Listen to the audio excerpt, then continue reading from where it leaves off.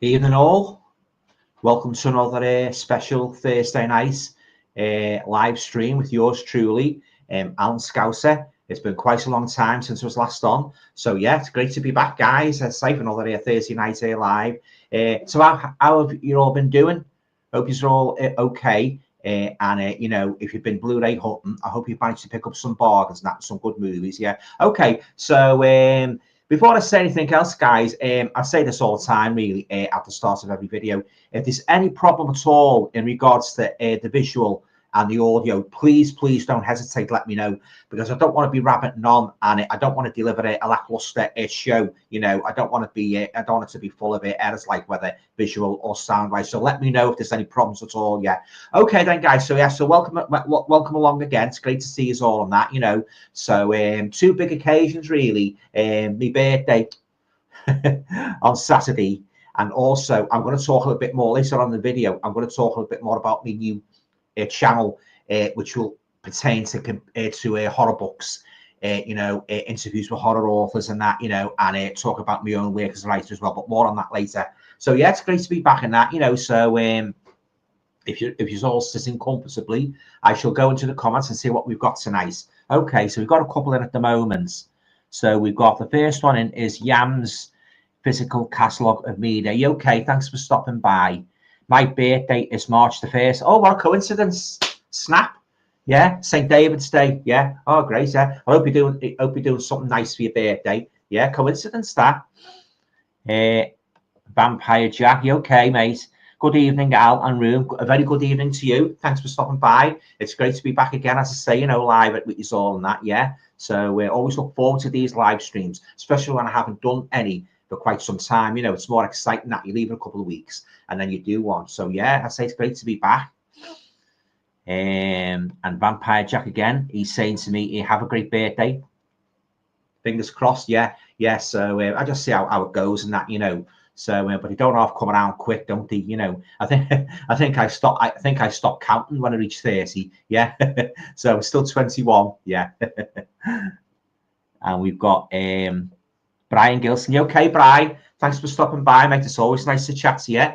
Hi, Alan. Happy birthday. Oh, thanks very much, Brian. Yeah, cheers, mate. Yeah, appreciate it. Thanks. Yes, it's on Saturday and that, you know. So, yeah, cheers. Thank you. Vampire Jack's wishing me a happy birthday. Happy birthday, Al. Hopefully you get some goodies. Yeah, yeah. Well, no doubt the predominance of those goodies will consist of Blu-rays and DVDs. Yeah, so I'll be doing me what's the name soon, guys. Me pickups for the month of February. So stay tuned for that. Got some great titles there. Yeah. So I've got a good one today. Actually, it's from a novel I'm currently reading called, I don't know if any of you guys are familiar with it. It's called Behind Their Eyes, and it's really good. And that it's a kind of like an eternal triangle story. And that I don't want to give too much away in case any of you haven't seen it, but I believe it was on Netflix. It was serialized on Netflix. So I've nearly finished the novel now.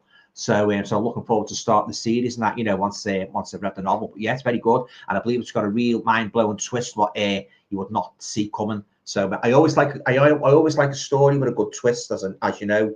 Can't beat it. You think it's going one way, but it turns out to completely surprise you and go down an entirely different path. So yeah, so that'll be that DVD will be included in my pickups coming up soon, and also I'm going to be talking about the novel in my new writer's site, Alan Toner Horror Writer.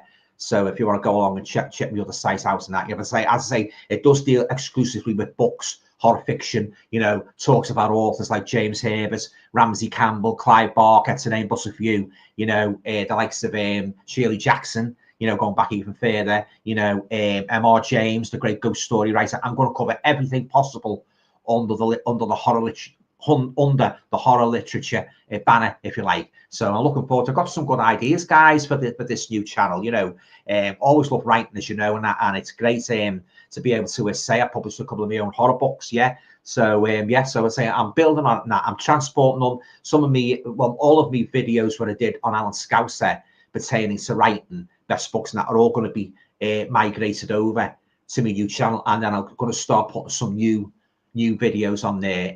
Hope to be doing a review of the Pet Sematary novel, a full-length review of that. So that'll be a new one to put on. But I always love talking about James Herbert as well. You know, going to be quite a few videos on James Herbert and that. You know, so yeah, let's just have a look at the comments.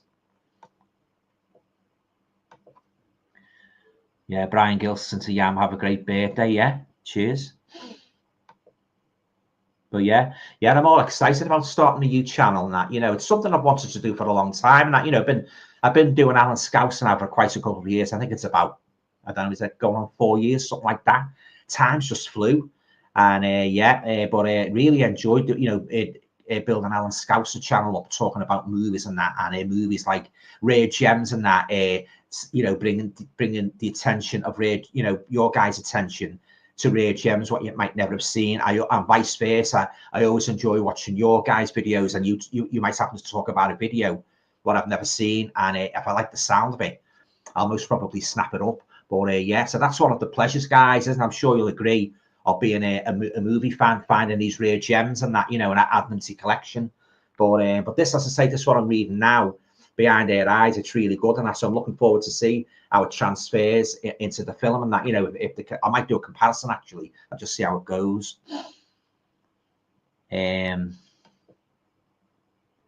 Brian's asking me, what will your new channel be called? Well, it's already on, Brian. It's basically my name, Alan Toner, horror writer. So if you just type that in, or will you see it in my profile anyway, Alan Scouser, because you have like so many channels, don't you? And it says switch to your other channel. So it might be actually to the outside observer. You might be able to see it when you click on my channel and that. But if that, I'll probably do a video anyway to say, like, if you enjoyed this Alan Scouser channel, you might like to check out me other site, which deals exclusively with horror fiction, horror authors. Yeah, but yeah, that's the title anyway, Bri. It's Alan Toner, horror writer. And if you want to check out my website, it's www.alantoner.com. Yeah, so yeah, so hoping to release a new book soon and that. So when that's released, I'll probably do a live stream launching it and that, you know. But really enjoy me writing and that, you know. Got a lot of ideas for some new short stories and that, you know. My main goal, of course, is to write a novel, even a full length, a novella, you know. So I've got a couple of ideas and that I'm sort of like collecting in my mind. So you never know, they might come to fruition sooner than we all think. Yeah. And we've got Vampire Jack again. He's saying, I watched Monster Summer the other day. It was pretty good. Very Stephen King. Do you know, I haven't seen that yet, Vampire Jack. Is that a British production or an American production? Yeah. Talking about movies with monster in the title. I had a movie a couple of weeks ago called Monster on a Plane. I was waiting for it to come out for quite some time, a couple of months actually. It's basically about this monster, this bloodthirsty monster that gets let loose on this passenger jet, this huge passenger jet, and it wreaks havoc and that. But I was really excited when you couldn't get it like it in Britain at that particular time, so I ordered it from Amazon Germany, and I put it on. Lovely picture quality. Oh, but guys, the story was very, very weak. It was slow. You didn't really see much of the monster, but that's just my opinion, as you always say. If you guys want to check it out, it's called Monster on a Plane. And if you think of movies like Gremlins and that, you know, Snakes on a Plane, which is a much superior movie, in my opinion. Movies like that, you like to see monsters run riot on an airplane. Check it out. I think it's available now on Amazon UK. But as I say, when it came out a couple of weeks ago, you could only get it on Amazon Germany. But you might like it. That's just my opinion. I thought it was a bit slow. And I didn't like some of the sprinklings of comedy they put in that, you know, and but they put a few naughty parts in, which stuck out like a sore thumb. Less of that anyway. But yeah, Monster on a Plane it's called, and you might like it. I wasn't keen on it, guys, to be honest. That sounds good, that Monster Summer, by the way, Vampire Jack. Yeah, Vampire Jack. It's a US movie out starring Mel Gibson. Oh, right, Mel Gibson, yeah. I'll have to check that out. Thanks for bringing that to me, my attention. Vampire Jack saying very it. Oh, right. Yeah. Pennywise, yeah. Oh, yeah, I'll watch out for that one. Thanks.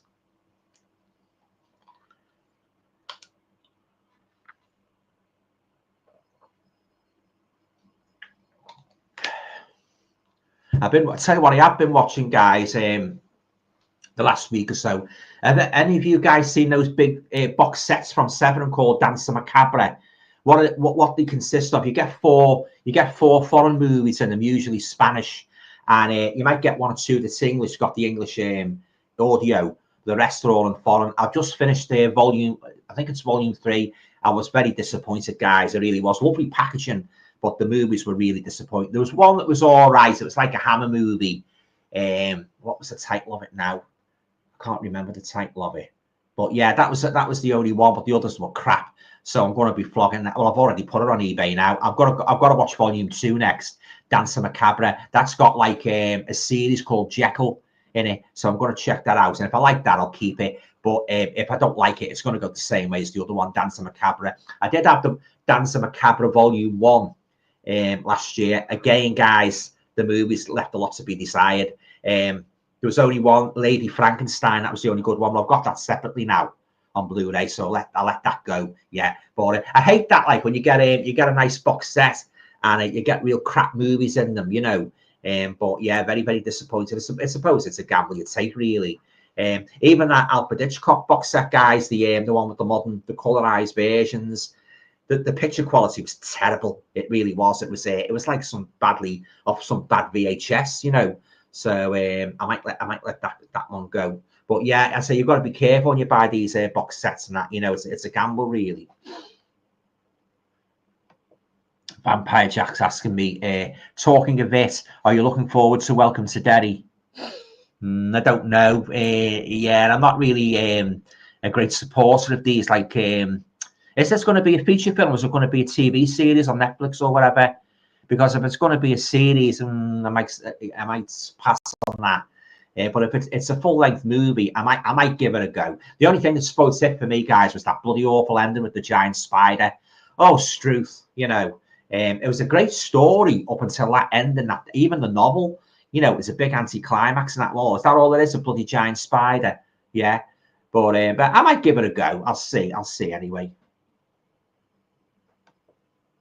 And Brian's saying, have you seen City of the Living Dead? I've heard it's really good. I've got it on a 4K, yeah, and a Blu-ray as well. Yeah, it's a good movie, that City of the Living Dead. Yeah, it's quite sickly in parts. Yeah, I like that one, Brian. It's a good one.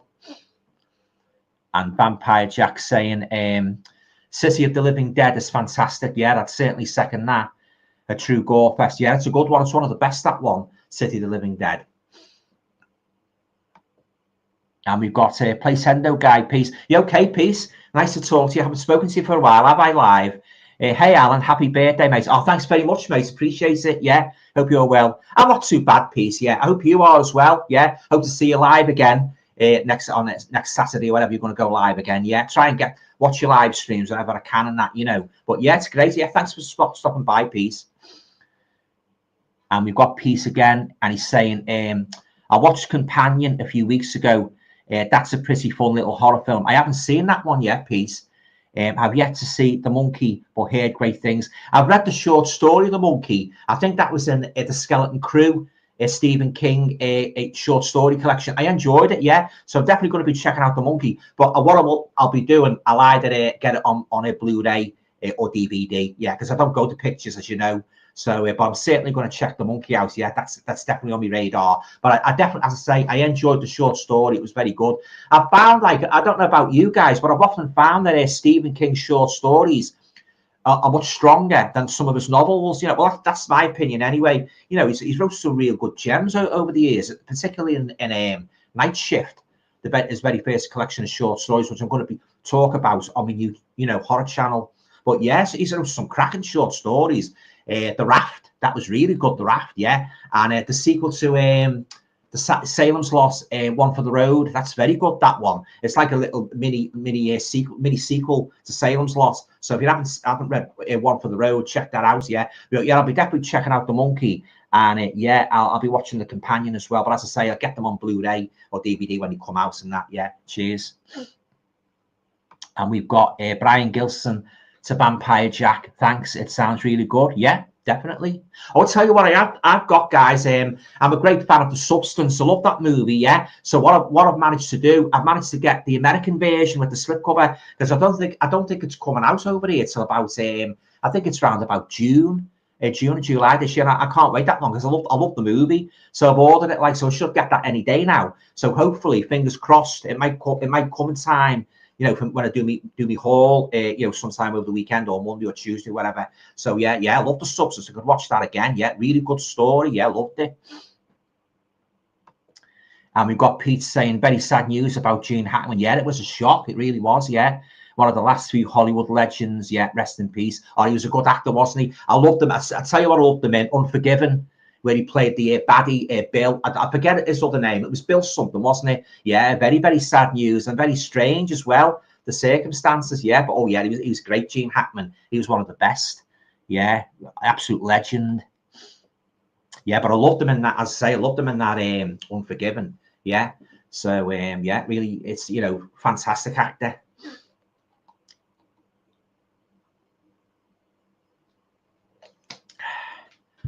So any other good movies you guys have been watching lately? Yeah, talk about them. Like, you know, maybe I haven't seen them, you know, but yeah, it's always good to discover. As I said before, like any movies what I don't know about, it's always great to hear you guys discuss them and that, you know. And as I say, if I like them, I'll get them in the collection. Yeah, but I love that substance. It's a great movie. Yeah, very, very well done, and that, you know, and oh, the ending. Oh my God, oh, what an ending. Yeah.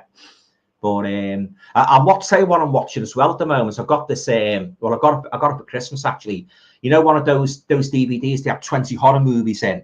I'm going through these at the moment, but they leave a lot to be desired, guys. To be honest with you, they're very, very. The picture quality is not very good. The stories aren't very good. One of them had Lindsay Wagner in. You know, the Bionic Woman. But yeah, the stories were really bad. Yeah, I watched one last night. What was it called? Oh, Ominous. Yeah. Again, very, very boring. Yeah, I tell you what, I did watch as well. I don't usually stream all that much, but I'm on Shudder at the moment because I pay for the year. You know, the year membership, and that covers me. I think it's around about I think it's about August, September, something like that. I did watch that Odyssey. I didn't like it. Yeah, I was disappointed with it. I know it's a kind of a Marmite movie. Some people like it and some people loathe it. But yeah, I wasn't impressed, guys. Have any of you guys seen Odyssey? What did you think of it? Yeah, but yeah, I got a bit bored, to be honest. Vampire Jack saying 50 movies on 4 discs. Oh, are you talking about another box set?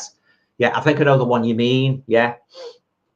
You'd usually find this, guys, with these you get so many movies on the disc and that, you know, predominantly they're a load of crap, you know. But I suppose, as I say, it's just a gamble, really, isn't it? What you take, like, you know, you can't sort of like, you can't be a fortune teller and predict what they're going to be like. Even when you read like the blurb, it sounds good, but when you actually watch it yourself, you know, half the time, I think, oh, bloody hell, I've wasted an hour and a half of my life here. So I might check that Wolfman out, even though I'm not particularly, you know, I'm not particularly impressed by the trailer and that. And some people have said it doesn't even look like a werewolf, but I'll most probably check it out because I love a good werewolf movie. So I don't know when that's coming out. It should be coming out soon, that actually. Just waiting for some more comments to come through, guys. Yeah, so but I'm looking forward to watching that one, Behind Their Eyes, and that. I think it's about 360 minutes, something like 360 minutes long it is, yeah. But yeah, the novel's very good, really good. I'm enjoying the novel. So I'll say once I've read the novel, I'll do a full-length review of it, yeah. And we've got Vampire Jack, and he's saying Wolfman is okay, just don't expect the Wolfman. No, I'm not expecting the Wolfman. As I said, to judge by the trailers I've seen, I'm not excited about it, but I'll check it out and that, you know, just like I checked out the Salem's Lot, movie. Yeah, I wasn't impressed by that either. I do prefer the David Soul, but they reckon like there's always a chance that they might release the full uncut. Is it 3.5 hours or 3 hours of that Salem's Lot? So maybe that might improve it. I don't know. But I wasn't impressed, and you could tell there was a lot of excision from the scenes from it. A lot of the scenes had been cut out because it did seem to me like a series of vignettes, you know, separate sorts of like set pieces, if you will. You know, you could tell there was gaps in that between different incidents in the story. But you know, for me and a lot of people, I don't think the David Soul one can be beaten. You know, for sheer horror, for sheer strength of storyline. great characters. Love James Mason as Barlow's, you know, assistant and that. You know, you always like James Mason. David Soul, he was a great protagonist. But yeah, so that's always the number one Salem's Lot movie for me. The first one from 1979. Vampire Jack saying, think more The Fly. Yeah, body horror. Yeah, yeah. I'll check it out anyway. And we've got Fazbear Brothers. You okay? Thanks for stopping by, mate. Hey, Alan, happy birthday. Hope you're keeping well. I'm not too bad. Not too bad, yeah. Yeah, so still looking for some good movies and that to add to my collection and books as well. My book collection's building up. Actually, I've got loads there. I haven't got through and that. So there's plenty of material there, guys, in the offing for me new writers channel. Yeah, and I hope I'm not building my hopes up too much, but as my channel grows, I might try and get some actual authors on for questions and answers. I know I'm whistling, it's a bit pie in the sky at the moment. I'm not jumping the gun, but I'd love to do that because I've seen other authors channels and you've had like guest authors on and that, you know, willing to give like I don't know 10-20 minutes at a time with a straightforward Q&A. So that might be something I might pursue, but not so early in the game, if you know what I mean. You know, well, I'm going to wait till my channel gets really established and then I might approach them. Yeah, because I love reading articles about horror writers. You know, great fan of James Davis, like God rest his soul. You know, Guyan Smith, he was another good one. He wrote the Crab books. You know, if any of you guys have read any of Guyan Smith's books, he was quite prolific in the he's quite prolific in the 1970s and 1980s. So that's as I say, that's something I'm considering. Yeah.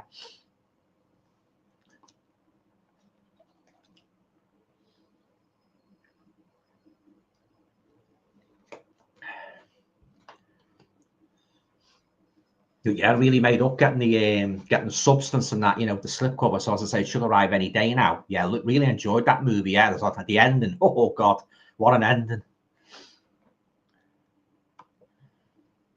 I enjoyed Terrifier 3 as well, guys. I know that I'm speaking for the majority of people when I say, oh my God, was that brutal? Especially that rat scene. Oh my God, that was really sickening that. And you could actually feel the girl's terror, couldn't you?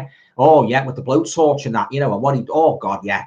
I think that was even worse than the scene in the bedroom in Terrifier 2. You know, I believe they're making a fourth one, aren't they? Yeah, I believe it's going to end it. Now I could actually transcend the horrors of what he'd done in Terrifier 2 and Terrifier 3. I'd shudder to think what he could come up with in that, you know. But yeah, the Terrifier 2, the only thing that spoke that for me was that crazy like Sesame Street thing he'd done, you know, where he was on the kids' TV show. I think he'd have took that out. You know, it would have improved the movie a great deal, but that's just my opinion.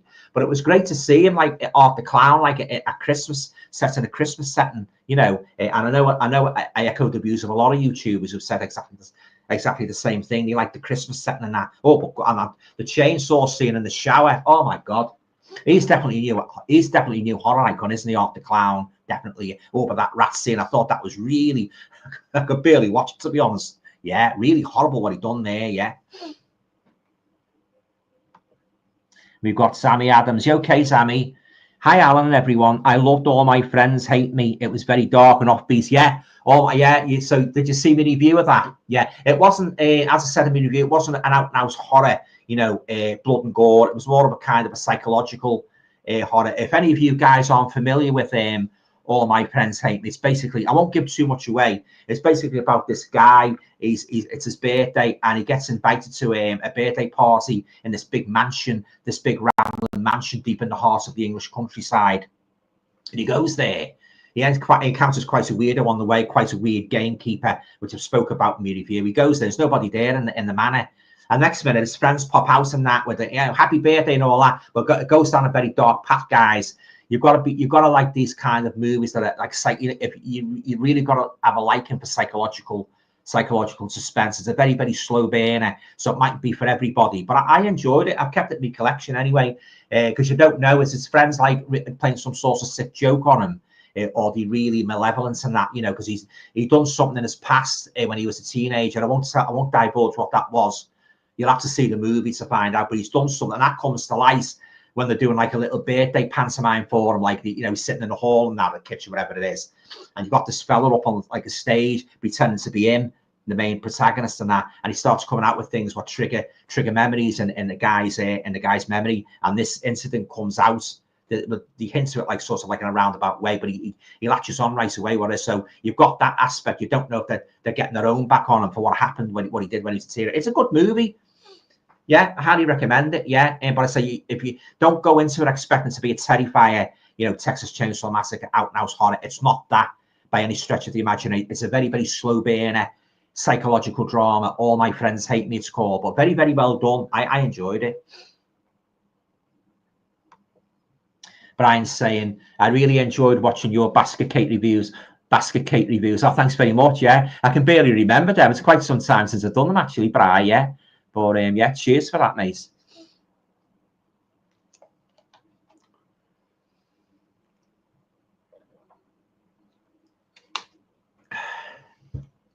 Yeah, so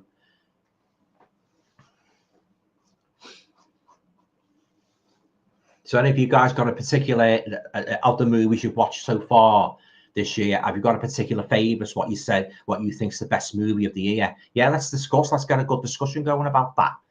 But I'm trying to think of what else I've watched. A lot of turkeys I've watched, guys.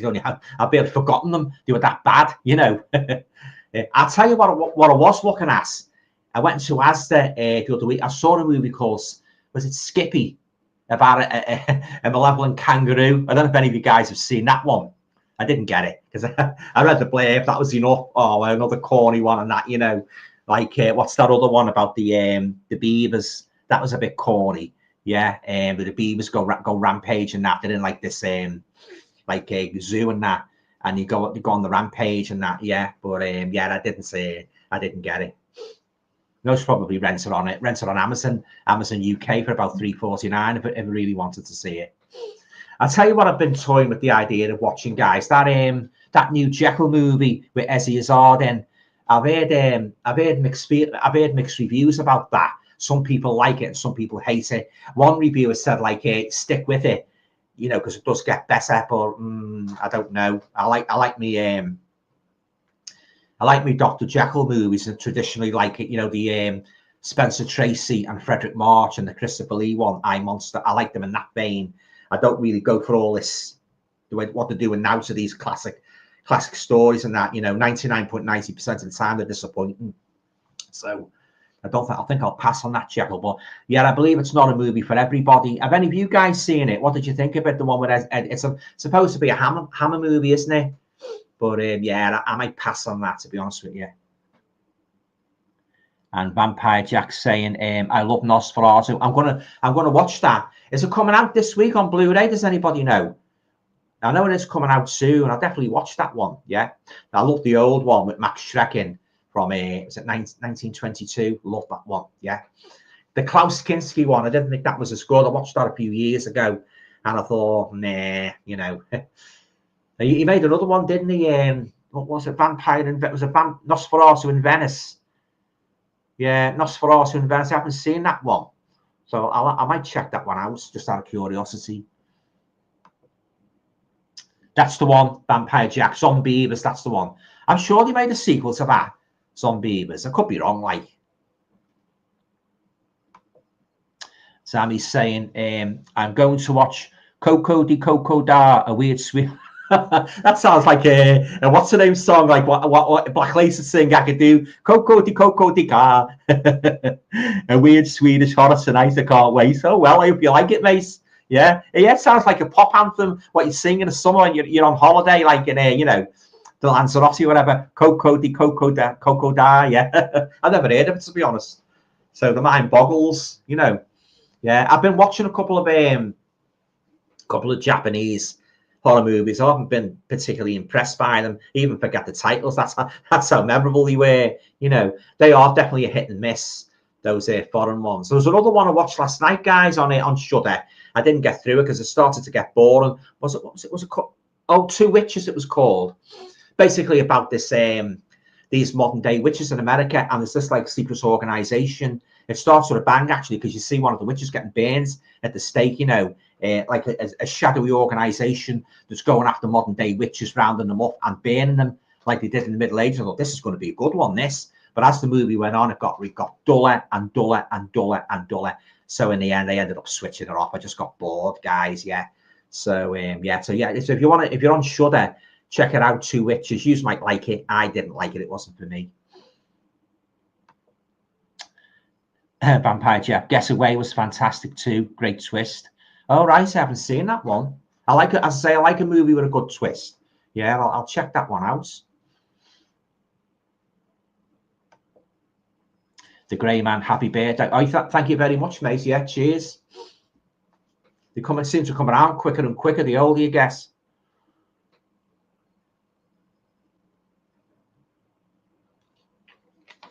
So no doubt I'll be checking some movies out. Go anywhere, like to go do a bit of shopping and that. See if there's anything that takes me fancy. That's all basically by now, guys. Movies and books are my two main interests in life. Used to be an avid music collector. Especially in the 70s, used to be buying records all the time. But as the music, got into the late 80s, 90s, I lost interest, to be honest. I like the 60s and 70s music. I like some 80s as well. But early 90s after that, just went right down. Yeah. So I just buy what's the name now? I buy, as I say, movies and books. They're my two main interests. I used to be into computer games in the early 90s. I got Sega Mega Drive. I remember going to Dixon's and picking it up and playing Sonic the Hedgehog and the FIFA. I was mad on the FIFA soccer games, but again, the interest just waned and that, yeah, I suppose it's a phase what you go through, really, isn't it? So, and talking of Asian movies, I did find a site here. I forget the name of it now.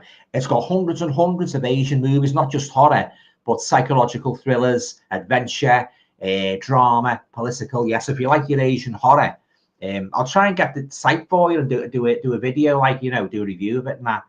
But as I say, they're just sort of like you just like take a chance when you watch these movies, don't you? It's like those Ring movies and that. Some of them are all right and some of them are crap. I did like the Naomi Watts one. I thought that was very good, but wasn't too keen on the sequel. But I did like the first one. Yeah. Brian's asking me, what is your favorite horror film themes? That's a good question. I love Halloween. John Carpenter's score, I think it's timeless.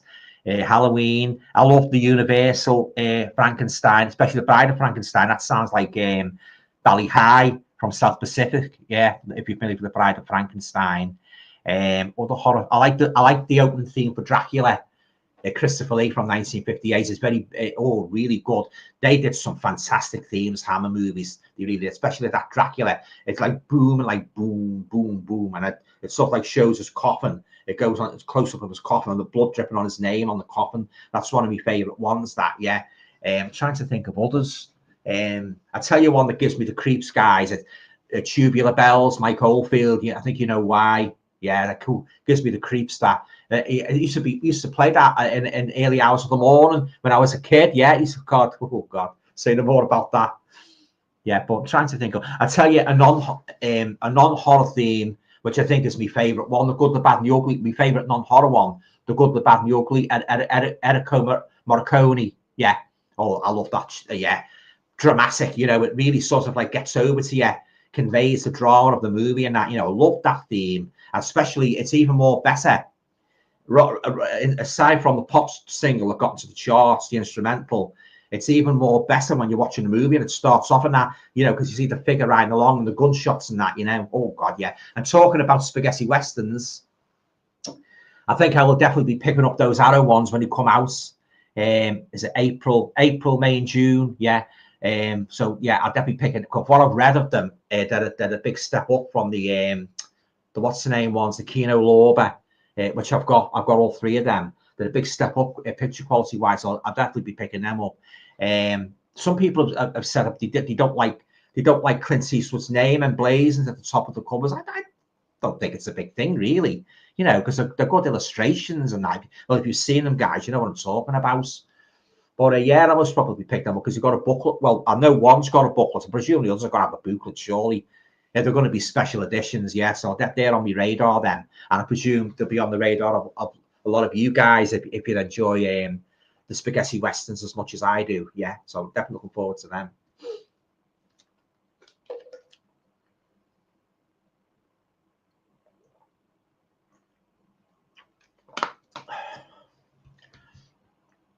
Getting back to horror movies getting released this year. There's not really, can't really think of any that I'm really keen to see.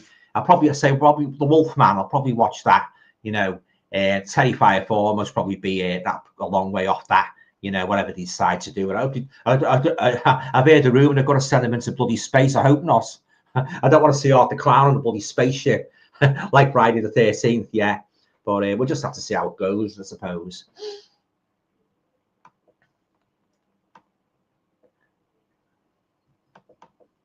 Yeah, so just let me some more comments, guys.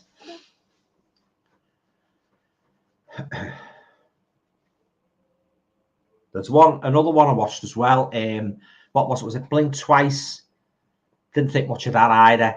Yeah, it's got like a yellow sleeve and that, you know, and you get this guy's like, it's sort of like he's loaded and that, and he invites this girl to his island and that for partying and that, you know, but it takes a very dark turn. But when watching it, guys, nothing much happened in it. Yeah, it was boring. It was slow. I did not like it at all. Yeah, so you must probably know the one I mean. Yeah, I'm sure it's called Blink Twice. Yeah, it's very. I've done a review of that. It wasn't my cup of tea. Just trying to think of any other films I can talk about recently. Yeah, I've been watching me Hitchcock volume. The black and white ones that he made after the first ones, the longer one, an hour long. They've been a bit of a hit and miss as well. You know. Oh God, I tell you what, I did pick up non-horror. I picked up Paddington Goes to Peru. So I'm looking forward to checking that one out. Yeah, Paddington Goes to Peru. Yeah, I've got the first Paddington one. I've got to get the other one as well. I did have it solo, but I want to get it again, you know. So, yeah. And we've got some comments coming in. Vampire Jack Suspiria. Yeah, definitely the first one. I did not like the remake. I thought it was dire. It was one of the worst movies I've ever seen in my whole life. But I love the 1977 one. I think that's an absolute classic. I absolutely love it. A big fan of Dario Argento, actually. I like Deep Red. Although it's not one of my favourite Argento movies. The Bird with the Crystal Plumage, I would say, was my favourite one. His debut in the Giallo cinema. The Bird with the Crystal Plumage, featuring a great performance by all the cast, especially Susie Kendall. Like I say, love Suspiria, Deep Red, you know, but I did not like that remake of Suspiria. I thought it was dreadful. It really was. And we've got Yam's Physical Catalogue of Media. You okay? Thanks for stopping by. Watch it, Alan. Long time no speak. Yeah. Hope you am well. I am well. I'm not too bad, thank you. Have you seen any other good films recently? I've watched quite a lot, but the last 4 films I have seen, I couldn't rate any higher than 36%. Yeah, as I say, I enjoyed Terrifier 3. The substance was good. I'm just trying to think of any others. Yeah, that one with the guy with his birthday party, All My Friends Hate Me. That was a good one. Yeah, but there's been a lot of crap I've watched and that, you know, instantly forgettable. You know, as I say, those ones with that DVD with 20 horror movies on. Yeah, I didn't like that one at all. Yeah. So I've got it. I'll tell you what I have ordered. I'm waiting for it to come. I can't wait for it to come. That new one with Paul Naschy. The Paul Naschy movie is the main one. It's a Howl of the Devil. Howl of the Devil is the main one, but there's 2 other movies on it as well. So I'm looking forward to getting that one. Yeah. So yeah. I'm trying to think. There hasn't really been all that many. You could say it was fantastic, to be honest. You know.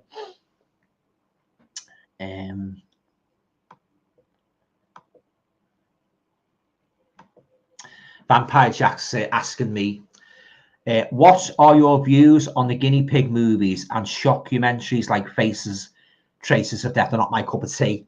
No, they're not my cup of tea. I don't like them. I don't like anything like that. They're very close to true life horror. You know, like watching car crashes and that. You know, no, I don't. I'm not a fan of that at all. No, but I don't agree. I know like a lot of people do like it, but it's not for me. There's some pretty sickening ones as well. You know, yeah. So yeah, I stay clear of them. I don't derive any enjoyment from them, to be honest with you. They go a bit too far, some of them. Brian's saying, me and my mum recently won the new Captain Kronos 4K box set. Oh, fantastic, great. In an auction on eBay for a great price. Oh, that's great. Yeah, I know a lot of people have picked that up, haven't they? The Captain Kronos 4K. I've actually got the standard Blu-ray because I didn't really need all the special features and that in the box set. But yeah, I'd say that's great. That I'd say I know quite a few people have picked that up. Yeah, fantastic. Movie I've never seen. I've only seen trailers of it, to be honest. I've never seen it right through, so I'm looking forward to watching. I must probably do a review of it when I've watched it. So stay tuned for that, guys, on the Alan Scouser channel. Yeah, just waiting for some more comments, guys.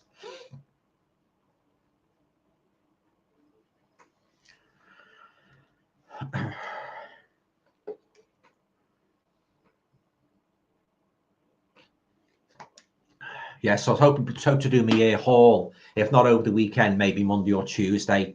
So I always like doing my hauls and that, talking about my latest pickups, and I love watching your hauls, guys, as well, what you pick up and that. And as I say, it's always interesting to see a movie what I haven't seen, and I say, if I think it's going to be to me satisfaction, pick it up for myself, So yeah, but I was very disappointed with that Odyssey. Really disappointed with that. Yeah, really boring. Yeah, but I think it's one of those. I think it's one of those Marmite movies, isn't it? You either like it or you loathe it. Yeah, it's like the Quiet Place movies. I'm not a fan of them. Don't like the Quiet Place. I won't be watching the third one. Not a fan. It didn't do anything for me, and I thought some of the scenes were a little bit, questionable, to say the least. Yeah, I'm saying. Yeah, about Terrifier 3. Yes, Terrifier 3. I thoroughly enjoyed it. I like all three Terrifiers. Yeah, actually, I rate 1, 2, and 3 similarly, with Terrifier 1 at 89%, Terrifier 2 at 87%, and Terrifier 3 at another 87%. I love them all. They're great. Yeah, they reach the pinnacle of horror, don't they? You think you've seen everything, and you put one of them on, you think, oh my God, this Arthur the Clown is a real evil demon, isn't he? He doesn't show any mercy at all. And that creepy girl he has with him as well, with the permanent smile on her face, that crazy rictus grin she has. Oh God, yeah. But as I say, really brutal kills. That rat scene. Oh my God, I felt sick when I was watching that. It was horrible. It was really, especially when you like a character as well. I don't know if you guys agree. If you like a character in a horror movie, and it makes it all the more horrible when they're killed off. You get used to a character and that, and they're killed off like in a most horrible way imaginable. Yeah, but oh yeah, he did a great job with those Terrifier. I like the what's the name as well when he made his first appearance of the Clown, the All Hallows Eve. I like them as well. They're good, but oh God, yeah, he's definitely a new horror icon, isn't he, Arthur the Clown? And the actor that takes him off. Oh, I believe he learns all those mannerisms himself, guys. He actually learned. I forget the guy who takes him off. But he brought all that to the character himself by his own sort of like intuition and his interpretation of how he would think a horror clown would act, and he did a fine job. Yeah, great Terrifiers. Getting the comments coming in now. And Yam's saying again, Yam's physical catalogue of media. I actually wouldn't mind them keep on doing Terrifier films as long as they didn't go the way of Halloween. As long as they don't go downhill yet, like Halloween, David Gordon Green. Has happily loved to see more and more Terrifiers, also in different settings to mix things up a bit. Yeah, good idea. Providing he kept it consistent. He started, giving too much backstory about Arthur the Clown. It takes away the mystique, I think, and horror. It takes away a lot of the horror of the character once you start going back and explaining why he did this, why he did that. They did that with Myers, and I don't agree with it, guys. I like the character have that bit of mystery about him. It's like the man with no name in the to draw an analogy. It's like the man with no name in the spaghetti westerns. It's great keeping him like that. You don't know about him. You don't know his background. You don't know how many people he's killed. You don't know how many women he's loved. And I just love the sheer mystery of the man with no name, the iconic character, brilliantly created by Clint Eastwood in those Dollar trilogies. I love that. I love a bit of mystery to me, horror. It's like Dracula. Again, I don't like them going too much in the background about when he was Vlad the Impaler and putting hundreds of people on spikes. No, I don't agree with that, guys. I like some mystery. a game at Norman Bates. They went back again. It was good. Don't get me wrong. I did like Psycho 4, but sometimes they can overdo it a bit if they go on too much about his background and I try to explain why he's doing this and that. Yeah, and I'm not really a fan of that. I like to have that mystical aura about them. You know, and I know a lot of horror fans agree with me about that. Yeah, that's my opinion anyway.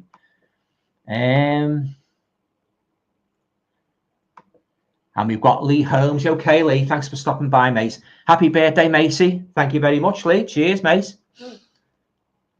Vampire Jack. A Valentine's Day set Terrifier movie could be cool. Talking of Terrifier box sets, I've seen a couple of YouTubers have got that deluxe one, haven't they? Yeah, it looks good and that, you know, that nice packaging, nice artwork. Yeah, so but I've got them already on individual on Blu-ray, so I won't be getting it as I don't really need it. But I must say it's a nice box set. It even includes his debut, doesn't it? All Hallows Eve. Yeah, great. He definitely knew horror icon Art the Clown, definitely. The Grey Man's saying, do you watch horrors on Netflix or Prime? Yeah, I have from time to time, but I'm more of a physical media fan. I usually just watch them for convenience, really, looking for recommendations. So I can't really recommend any at the moment, apart from the ones I mentioned, you know. But yeah, Odyssey, as I say, on Shudder was a real disappointment. I've got one there on my radar. I might watch it over the weekend. It's about it's on Amazon Prime. It's about a haunted grandfather clock. This big long grandfather clock. I don't know if they buy it for somebody's as a wedding gift or that, but they bring it into the house and all strange things start happening. I thought, well, that looks good, that. So I'm going to rent that maybe Saturday night and watch that. And I might do a review of that. But yeah, I watched one a couple of weeks ago. It was on Shudder. The taxi driver with that I forget his name, that chubby fella. He's got he wears glasses and he's got a beard. It started off good, but it went downhill. So yeah, I wasn't fussy on that one. But what I'm doing now, guys, I'm instead of paying $14.99 out for a movie, I'm watching them renting them out first to see what they're like, and if I like them, I'll get them for my collection. But I must stress, I'm not a big fan of streaming. I do prefer physical media, but I have wasted a lot of money over the past few months laying out $14.99, $16.99 for films that have been for the most part dog poo, you know, really bad, you know. Oh yeah, there's another one I took a chance, guys, when it was an HMV on Saturday. I bought The Mill of the Stone Women. Any of you seen that? The Mill of the Stone Women. It was bloody rubbish. I didn't like it anyway. I know it has got its fans, but I didn't like it. So that will be going on eBay. It's a kind of like a poor attempt at a Hammer movie, and it was just boring. Very, very weak story. Yeah, The Mill of the Stone Women. It's on the Arrow label, if any of you want to check it out. But yeah, but as I always say, that's just my opinion. I'm not trying to put you off.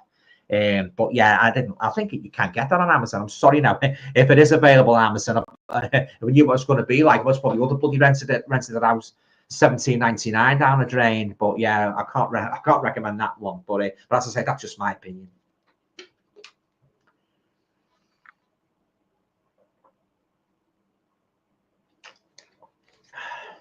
I'm going to have a look actually. I'm going to scour Amazon Prime over the weekend and see if there's any good one, because there's loads on there. You can just look forever, can't you? You know, there's loads. You go down to psychological thrillers, then you sort of like go on to horrors, then you go on to slashes, and they're all sorts of like they overlap, don't they? You know, you look like, as I say, you look at one about to say like a slasher, a teen slasher, and it comes underneath. There's other movies what you might like of this ilk, and you just basically forever going from one genre to another. That's the only thing in that. You know, it's like Tubby TV. There's loads of movies on there, Tubby TV, but you get the pesky adverts as well, don't you? With a lot of these free channels and that, they'd be a bit of a pain, like. But I'll have a look on Amazon Prime anyway, as I say, over the weekend and see if there's anything. I will rent out The Haunted Grandfather Clock. There's another one as well, guys, come out. I don't know if you've seen it. It's one called Werewolves. Any of you guys seen that one? I saw it in HMV last week. I didn't say. It looked a bit too much like Dog Soldiers for me. I'm not really a fan of that, Dog Soldiers, so I passed on that. But yeah, Werewolves it's called. I don't know if any of you guys have seen that one. We've got Yam's physical catalogue of media again saying, I'm terrified of clowns, literally scared of them due to childhood trauma, but I'm fine with art because he doesn't look like a traditional clown, so I'm fine with art. Yeah, the thing about art, he balances the horror out, doesn't he, with the facetious mannerisms, you know, the comedy, a good balance there actually. Yeah, because you laugh at him and you scream at the same time, don't you? You know, which is very, very hard thing to achieve in a horror character. You know, how many horror characters can you think of that one minute you're laughing at them and next minute you go, oh, oh, oh, oh, oh.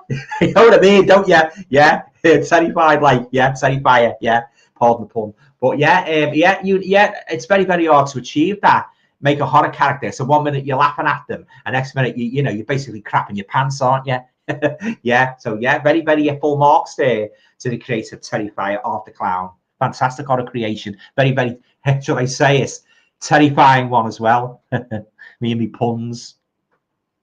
See what we've got now. Gothic Rose 82. Yeah, okay, thanks for stopping by. I thought Nosferatu was one of the most boring or atmospheric films I've ever watched. Oh, really? 2 hours I'll never get back. I suppose it's one of those, to be honest, I've heard mixed reviews about that. I suppose it's one of those Marmite movies, isn't it? You know, you either like it or you loathe it. But I'll check it out. Like, I might rent it actually when I was in Prime. I'm not going to be paying out bloody $14.99 for a dog turd, you know. So yeah, I must probably rent it before. That's why I'm doing that now, guys. You every new film that comes out, let's face it, you take a chance and pay $14.99 and you find out it's a load of dog poo. You know, you've wasted your money. You know, so that's what I'm doing. I'm playing it safe now. But movies like, as I say, like The Substance, what I know I'm going to enjoy, I've bought for my collection. You know, so but yeah, I think that's the best thing really, because you know, before you know it, like your wallet's shrinking. So you buy 3 or 4 new horror movies that will come out on a Monday, $14.99. You know, you're talking about near 100 bloody quid, aren't you? You know, you just got to sort of curb. You've got to have a little bit of self-discipline, as painful as it is, because I love buying new horror movies. You've got to have that little bit of self-discipline, haven't you, when you're buying these movies. Yam's physical catalogue of media is saying, there are a few things I don't understand about the Terrifier films, though, that I can't suss out. Then bits to properly understand, and if I understand them, I'd like them even more.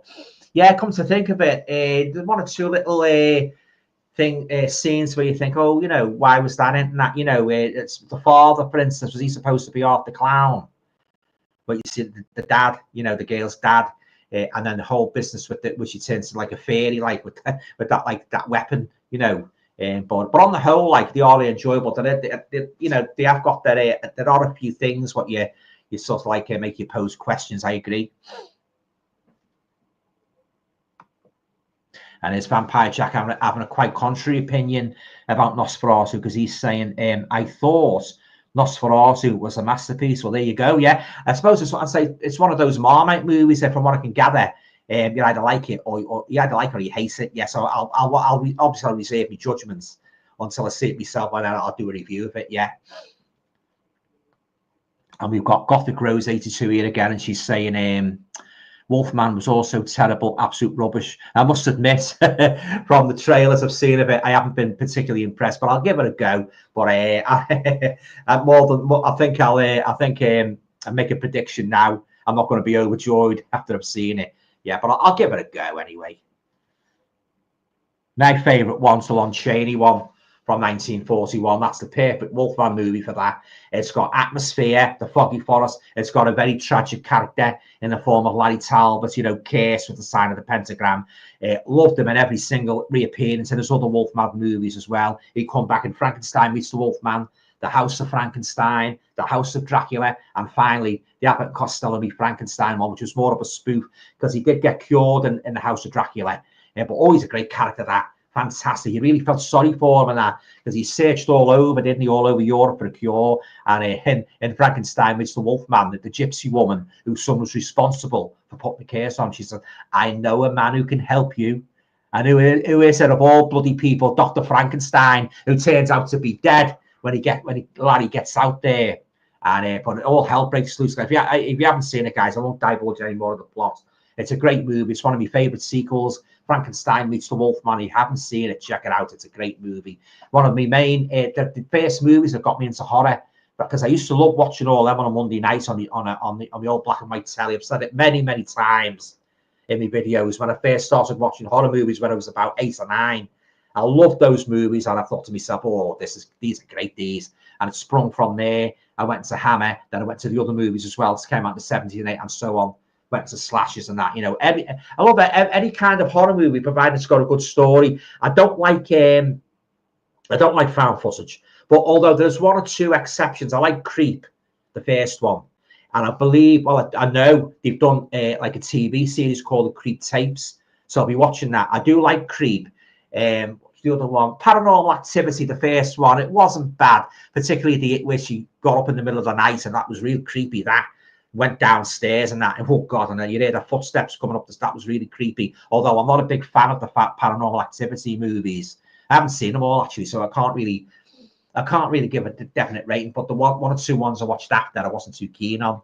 But the first one was all right. I say the ending was the best part. But yeah, I don't like found footage. I don't like horror movies that put martial arts in. That's a big no-no for me. That I do not like. That's why I didn't get that Hammer one, The Legend of the Seven Golden Vampires. I didn't like that at all. I hated it. It was just so odd, because you got Peter Cushing coming back as Van Helsing, didn't you? And you got a very odd-looking Dracula, if I may say so, with not a patch on Christopher Lee. You'd only seen him for a minute. And then you got all these crazy kung fu warriors with the swords and that. Oh no, didn't like it, guys. I can't understand why some people like that. I hated it. Didn't like that at all. I love the Count Karnstein trilogy, what Hammer did. You know, Carmel, I love them. But I'm trying to think of any other kind of horror movies I don't like. I don't like the ones where there's a lot of talking. You know, yap. I don't like that. I don't like politics put into horror movies. That destroys that detracts from the story, putting politicians in. Although I did like The Omen, the final conflict where Damien grows up to be a politician. I did like that one. I like the whole Omen trilogy. I think it's a great series, that. But obviously the first one's the best. But yeah, what else don't like in horror? Oh, of course, I don't like a lot of teenagers in, going into the woods and not doing the same old thing, bonking and that, and every other word is F this and F that. Nah, that's not for me, those American teen films. No. Right, back to the comments. And the grey man is saying, I've not bothered with Terrifier. Looks too bloodthirsty for me. Well, if you're a bit, you don't like bloodthirsty movies, you'd be well advised to avoid them. Yeah, they're definitely not for people of a nervous disposition. They're definitely not for people who's got weak stomachs. They're definitely not for kids. Although I'd like to bet a lot of kids have sneak down the stairs or whatever and watch them. A lot of kids do that, don't they? When the parents say, "Don't watch this," what did he do? They sneak down and watch them and that. Yeah, I've heard a lot of stories about the Hammer films and that, when the parents wouldn't let them watch them, the kids used to sneak downstairs and watch them, take a glimpse of them and that. Yeah, all part of growing up, isn't it? We've got Yam's physical catalogue of media here, and he's saying, I recently watched the horror called Scare Campaign. I haven't seen that one, Yam, from 2016.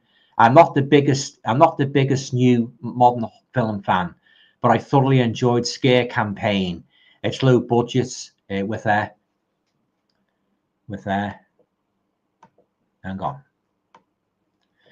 bit of humor added to it.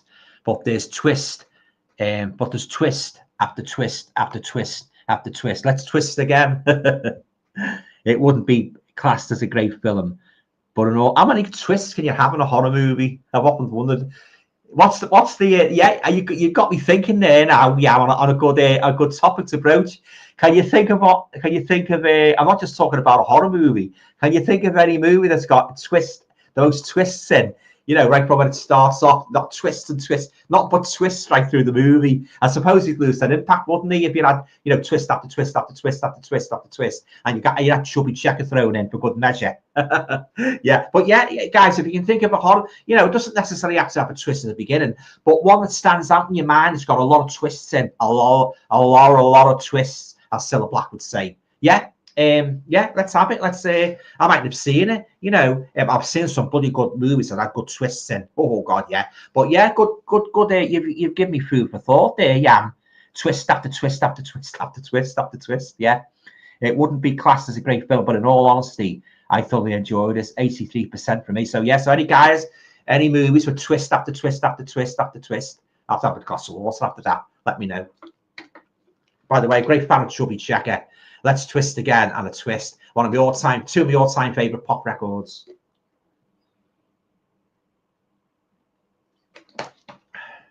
I like Oliver Twist as well.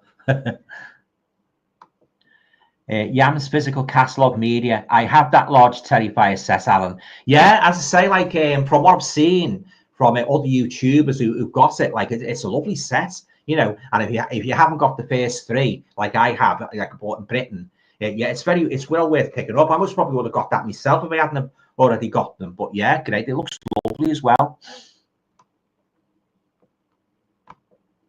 Yam's physical catalogue of media is saying also All Hallows Eve, yeah, like that one is my favorite in the franchise. A simple story, yeah, but I love it. Yeah, 96% from me.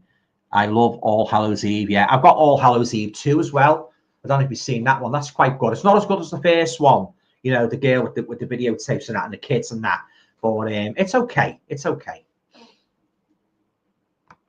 And we've got Vampire Jack saying werewolves were disappointing. Yeah, as I say, it looked a bit too much like Dog Soldiers for me to pick up. I'm not really a great fan. Not really a great fan of Dog Soldiers. I've tried to like it. I've watched it a couple of times over the years, and it's one of those movies where it's a bit like Hereditary. Watched it a couple of times, and I still can't, you know, I can't develop a liking for it, if you know what I mean. So yeah, so I don't think I'll be I don't think I'll be picking that up. There's something about werewolves getting hot. I don't know what you guys think, but there's something about a werewolf movie that has soldiers going out, just shooting them all the time in the forest. It's very, very flat, and you know, no character depth. You know, like the Wolfman had the character depth in the form of Lon Chaney Jr., one of the greatest horror characters ever created, and always will be. The number one Wolfman for me is Lon Chaney Jr. Yeah, nobody could take him off. You know, I've seen werewolves that they've come near. I do like American Werewolf in London. That's my second favorite werewolf movie after The Wolfman. But The Wolfman's a classic.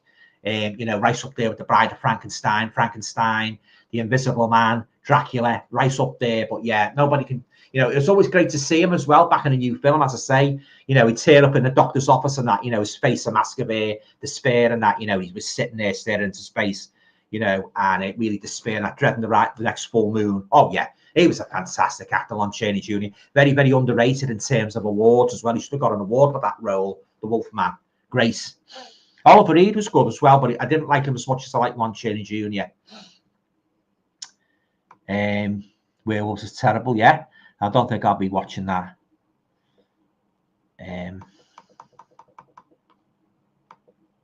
Yam's physical catalogue of media is saying, but All Hallows Eve, The Reckoning, isn't an art film, so I'm very confused why art is on the front. Yeah, front cover of it, because he's not in it. I'm guessing it's for advertising to make people think he's in it. He's in as one of the stories, isn't he? That is it. The last story he's in. Yeah, I don't think he's in. Don't think he's in All Hallows Eve. It's a while since I watched him, to be honest, guys. Don't think he's in All Hallows Eve 2, but he's definitely in that one. But he's yeah, it's like a segment, isn't it? Yeah, I'm saying I love Nosferatu. It's a 1922 horror classic. I love it. Yeah, I tell you another horror classic. Yam. I don't know if you've seen it or not. The Cabinets of Dr. Caligari. Have you seen that one? Oh, that's great. That one. Very, very deep movie. A lot of nuisance to it. I won't give too much away, but it's basically about this like this weird guy goes around. He's got like he's in like a carnival and that, you know, and he goes around and he's got this fella in like he's like a coffin and he's supposed to be like a sleepwalker, and he's basically tells people's fortunes and that. It's a bit convoluted in parts and that, but it's a great movie. It's a horror classic, so I recommend checking out The Cabinets. I'm going to hope to do a full in-depth review of that at some stage on the Alan Scouser channel. The Cabinets of Dr. Caligari. Check it out. It's great, and a great twist as well. Talking about twists, let's twist again with Dr. Caligari. Yeah, great movie. Where are we? And we've got Sammy Adams saying, I'm going to watch Coco de Coco Dakar tonight. I could do. Can't wait. Bizarre Swedish horror film. Yeah, I'll check that one out. Coco de Coco Da. Remember that song talking about Coco?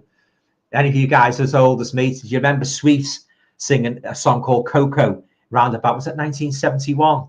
It was a great song. I love Sweets because what I liked about Sweets, they could do those like songs, like novelty songs like Coco and Wigwam Bam and Blockbuster. We could also do heavy rock, Ballroom Blitz, Teenage Rampage, Fox on the Run. I think that's a fantastic song, that Fox on the Run. But yeah, I love Sweets. They were very, very underrated band. Yeah, great Sweets. Yam's physical catalogue of media. What confuses me in Terrifier films is the opening to each film. I can tell if they're sequels or prequels by the way they start. Also, the wrench who turns into a kind of warrior, the fantasy bit. Yeah, I must admit, although I love the Terrifier films, I thought about the fantasy bit. I thought, do we really need this? Like, I suppose if you've got to piss off the clown against a formidable enemy, I suppose maybe they thought they'd put a little bit of fantasy in. I don't know, but yeah, I'm not really a great fan of fantasy movies. I'm not really, like Harry Potter, things like that. But I do like the Narnia, the Lion, the Witch, and the Wardrobe. I love that, but I'm not into the Hobbit or Harry Potter. I tried again, like Hereditary and the other movie I mentioned, was A Quiet Place. Tried to get into them, but yeah, I can't get into them at all. Harry Potter or the Lord. Well, doing a lot of people like them, and that's fine, but I can't get into them.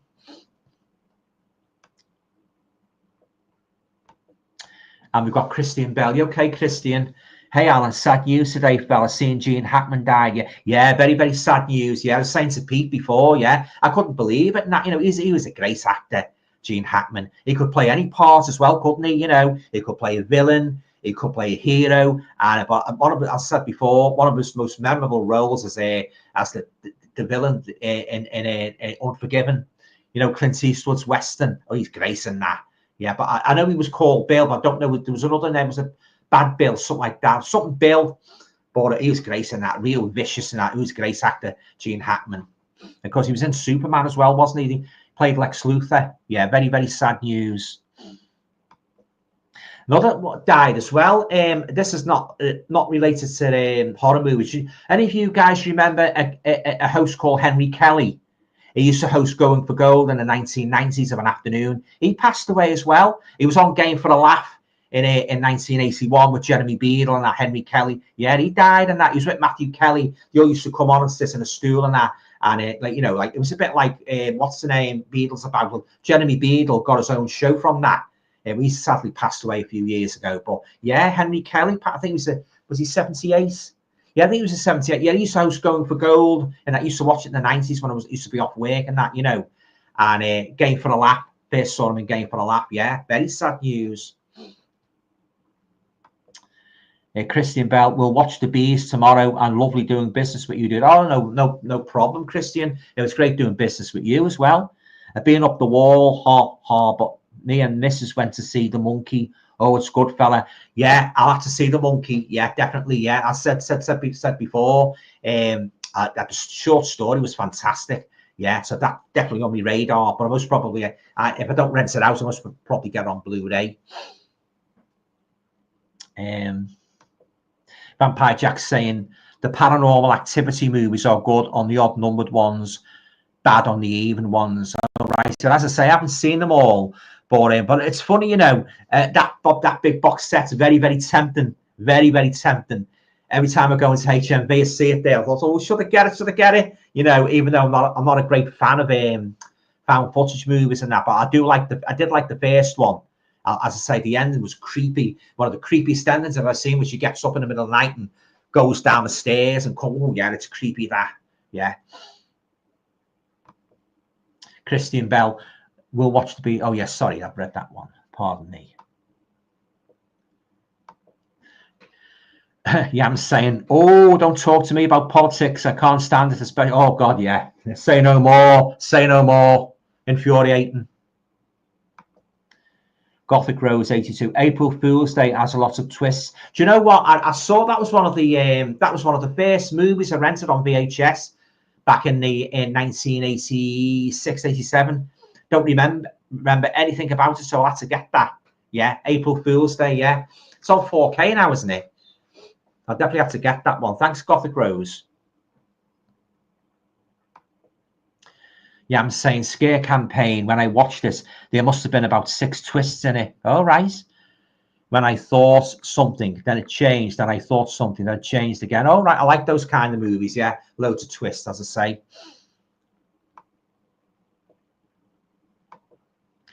Vampire Jack saying there's an All Hallows Eve 3 too. Oh, I didn't know there was a third one. I'll have to check that out. Yeah, thanks for that, Vampire Jack. I'll say I've got the first two. I've got the first two on Blu-ray. But yeah, definitely get that. I've got All Hallows Eve with a double bill with what's the name, Mischief Night. So and I've got the other one separate, All Hallows Eve too. But I'll definitely check that out. I love my horror anthology movies. Yeah, I'm saying yes, I do like the other All Hallows Eve, but I much prefer the first All Hallows Eve. Is excellent. I totally agree with you. The first one's the best one. The second one's okay, but the first one's, I think it's a masterpiece. I love it.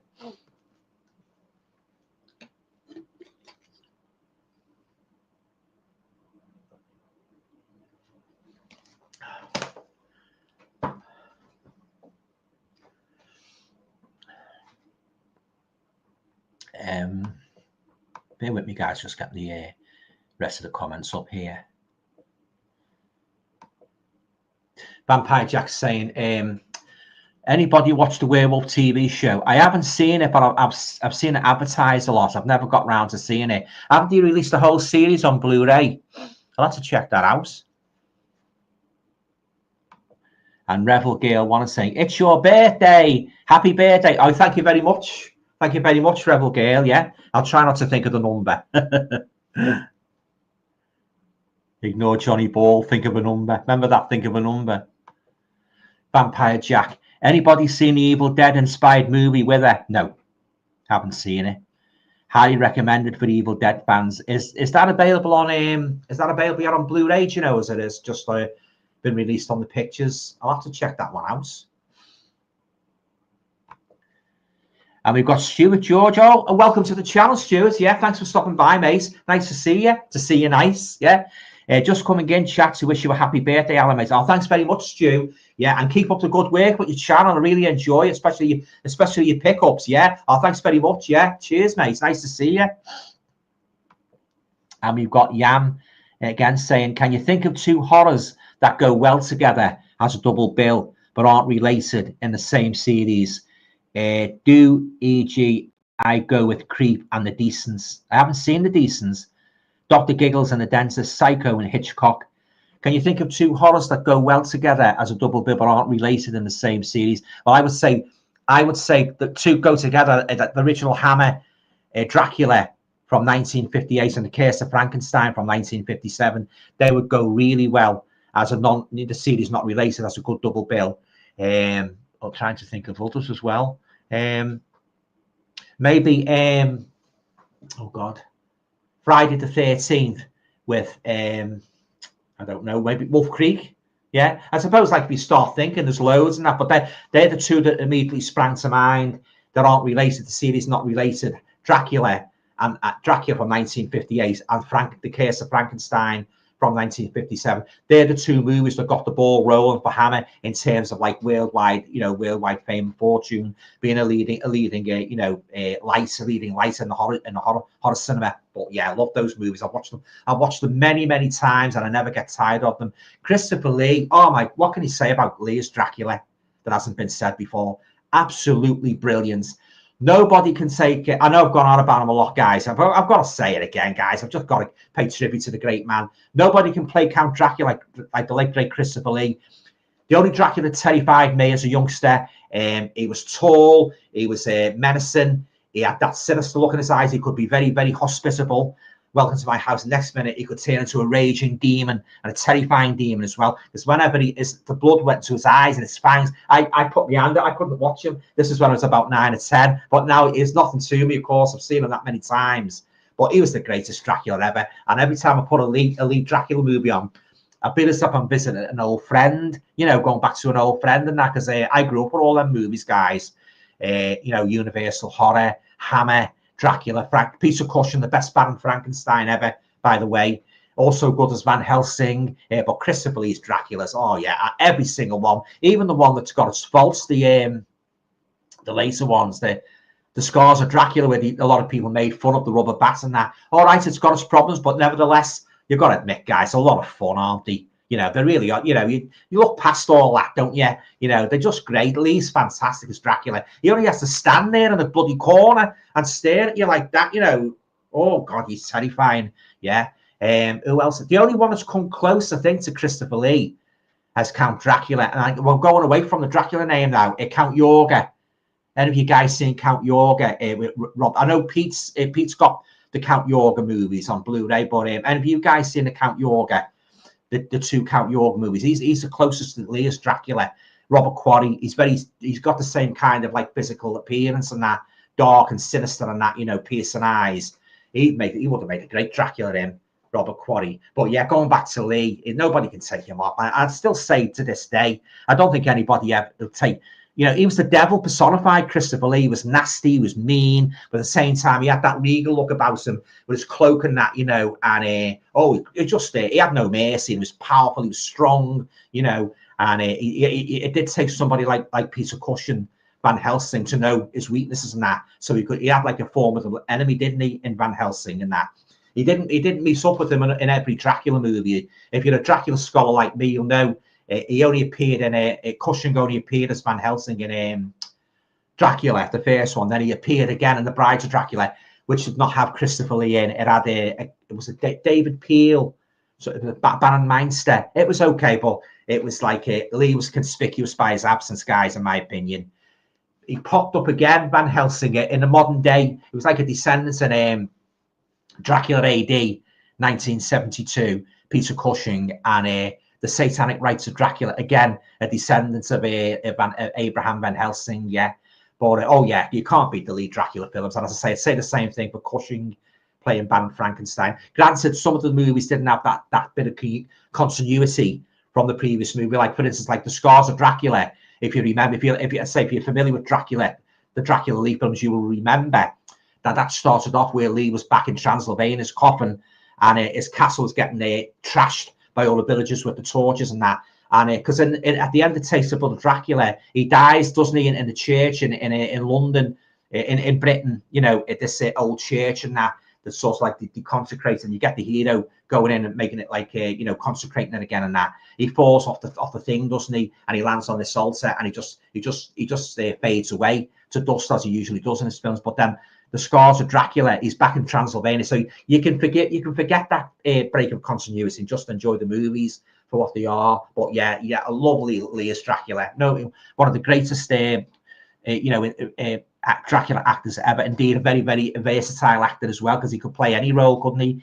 He played a goodie in The Devil Rides Out for a change, but most of his movies have been, he's always been the villain, hasn't he, Christopher Lee? Yeah. Oh yeah, still missing today. Still wish he was here today making movies. He was a fantastic actor.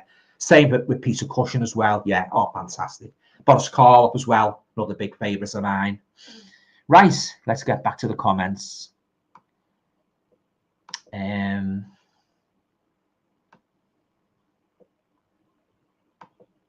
And we've got Brian saying to Stuart, hi, right. And we've got Yam's physical catalogue of media. Yes, Art's definitely in the first All Hallows Eve, but not the sequel. Yeah, he's not in the sequel. He's in the first one. Vampire Jack, Demons, and Return of the Living Dead. Yeah, I like the first Demons movie where they were in the cinema. I wasn't too keen on Demons 2. Return of the Living Dead was all right. My favourite Living Dead movie was the original one from 1968, the George Romero.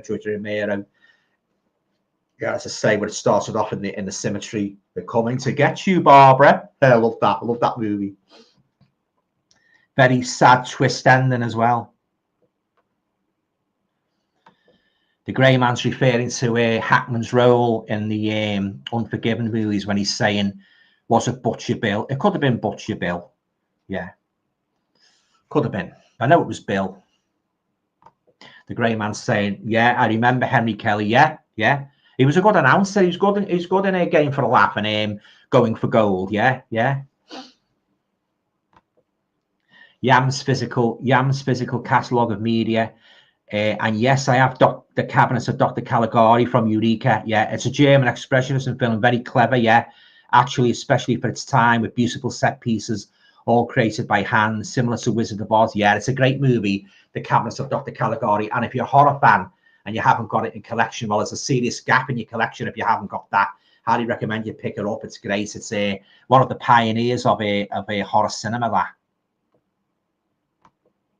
Here's another. Brian's saying about Henry Kelly. I remember Henry Kelly. Really sad news. Yeah, I was shocked when I read it and that, especially coming after Gene Hackman, very, very sad news. And we've got Vinny here. You okay, Vin? Thanks for stopping by, buddy. Happy birthday, mate. Oh, thanks, mate. Cheers. Hope you're well. I'm not too bad. Yeah. Rolling along on a crest of a wave. I don't know about a crest of a wave. Brian Gilson.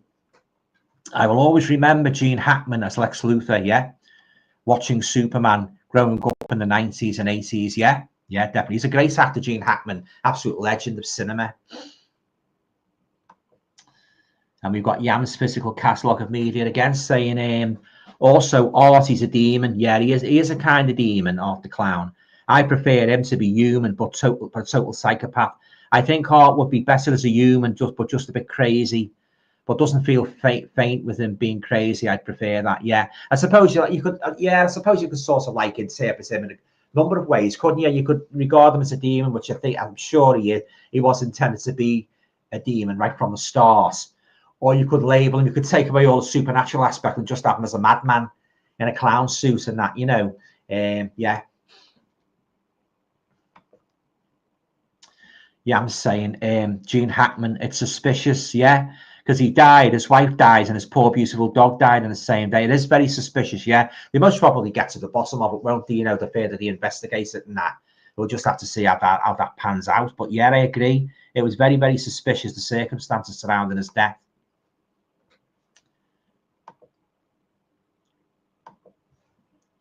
And we've got, go on. Yeah, Stuart George. Yeah, Brian Gene Hackman, the one and only Lex Luthor. Yeah, as I say, fantastic actor. Zami's saying Strange Darling is another great recent film. Oh yeah, I wasn't too. I have to say, I wasn't too keen on that Strange Darling, but I'm glad you liked it anyway, Zami. Yeah, it's one of those Marmites, isn't it? You either like it or you loathe it. Zami's saying, happy birthday, Alan. I was 50 a few weeks back. God, it seems ages since I was 50. Oh, God. Yeah.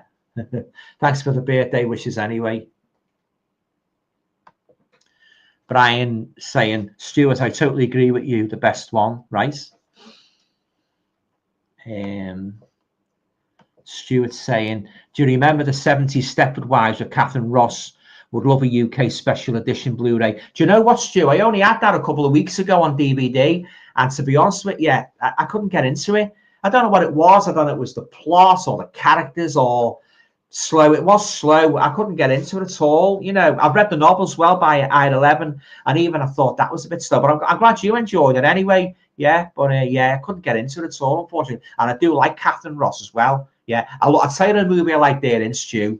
The Legacy, that was quite a good one, yeah. But yeah, I wanted to like the Stepford Wives and that, but maybe one day I might give it another rewatch. I don't know, but yeah, I just couldn't get into it at all. But I'm glad you liked it anyway.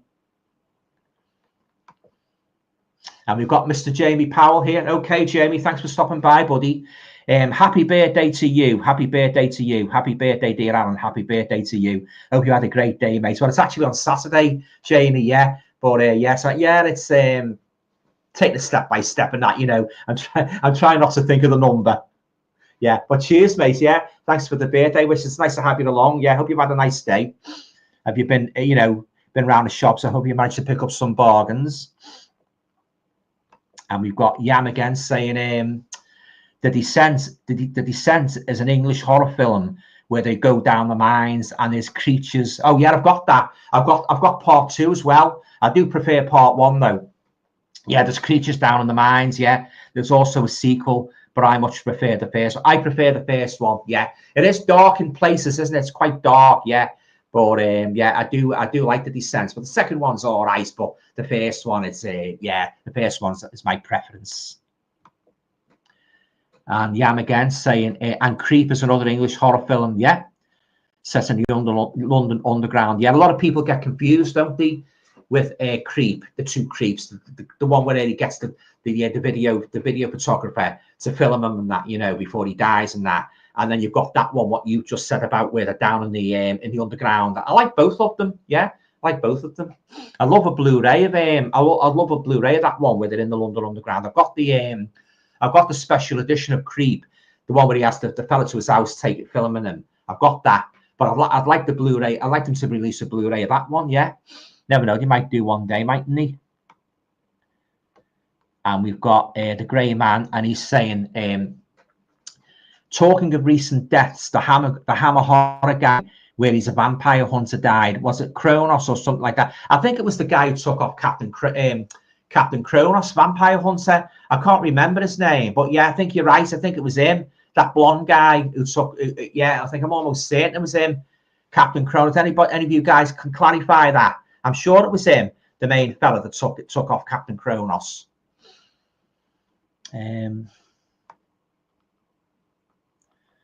Nice. And Yam's asking me a question, and he's asking me, who would you want as a bodyguard? Dracula, Frankenstein, or the Wolfman? I think I'd offer King Kong. Bigger and better. Bigger, more powerful. But he'd be very, very conspicuous, wouldn't he? No, but seriously, who would I want as a bodyguard? I don't think I'd like a monster, because they could turn on you, couldn't they? Especially the Wolfman. Oh God, he'd say it's a piece of him. He just kills people, you know, indiscriminately. Frankenstein, he's got a little bit of pathos to him. He's got a bit of a human side, but not much of a human side. But in the book, I don't know if you guys have read the original novel by Mary Shelley, but totally different from the movies where he's like a lumbering Bruce. In the original novel, he's very, very, you know, intellectual, and he's really intelligent, and that he learns himself by reading books and that. Totally different, but still evil. He's still got that evil streak in him, which is mostly sparked by his creator's refusal to build him a bride, basically. But yeah, and getting to Dracula, oh no, definitely wouldn't have Dracula. He'd be after me blood too much. I'll give enough blood to the blood bank. No, but yeah, I think I'd have him. I think I'm quite capable of taking care of myself, so I don't need a bodyguard. Good question. Yam's physical catalog saying again, I think The Exorcist and The Omen would make a great double bill. Yeah, I wonder if they've ever been shown on the cinema as a double bill. I can't remember ever reading anything about that, but I believe that Exorcist 2 is a very, very dire movie, because I don't think I've ever seen anybody who likes it, to be honest with you. Yeah, everybody's got big thumbs down. Yeah, but yeah, it would make a good double bill. I think I was talking before about Count Yorga, Robert Quarry. I'm sure my mum and dad used to go to the cinema a lot in the 70s. They used to go to watch the horror movies in Birkenhead on the cinema, and they stopped by on the way home with some fish and chips and that, and memorable Friday nights and that, you know. But I seem to remember when they went to see Count Yorga, they had the two on at the same time. They had Count Yorga, and then they had the Return of Count Yorga. I'm sure I'll have to ask my mum when I go in, but I'm sure they had the double bill of Count Yorga and the Return of Count Yorga. Same for Willard as well. I'm sure they had Ben as well. You know, the rap movie Willard, starring Bruce Davidson. I'm sure they had Ben as well as a double bill. Ben's not as frightening as Willard. It's a bit more tamer. And of course, you've got the song, haven't you, by Michael Jackson called Ben. But I'm sure there was a double bill of those, yeah. But I'll have to ask her anyway. Hang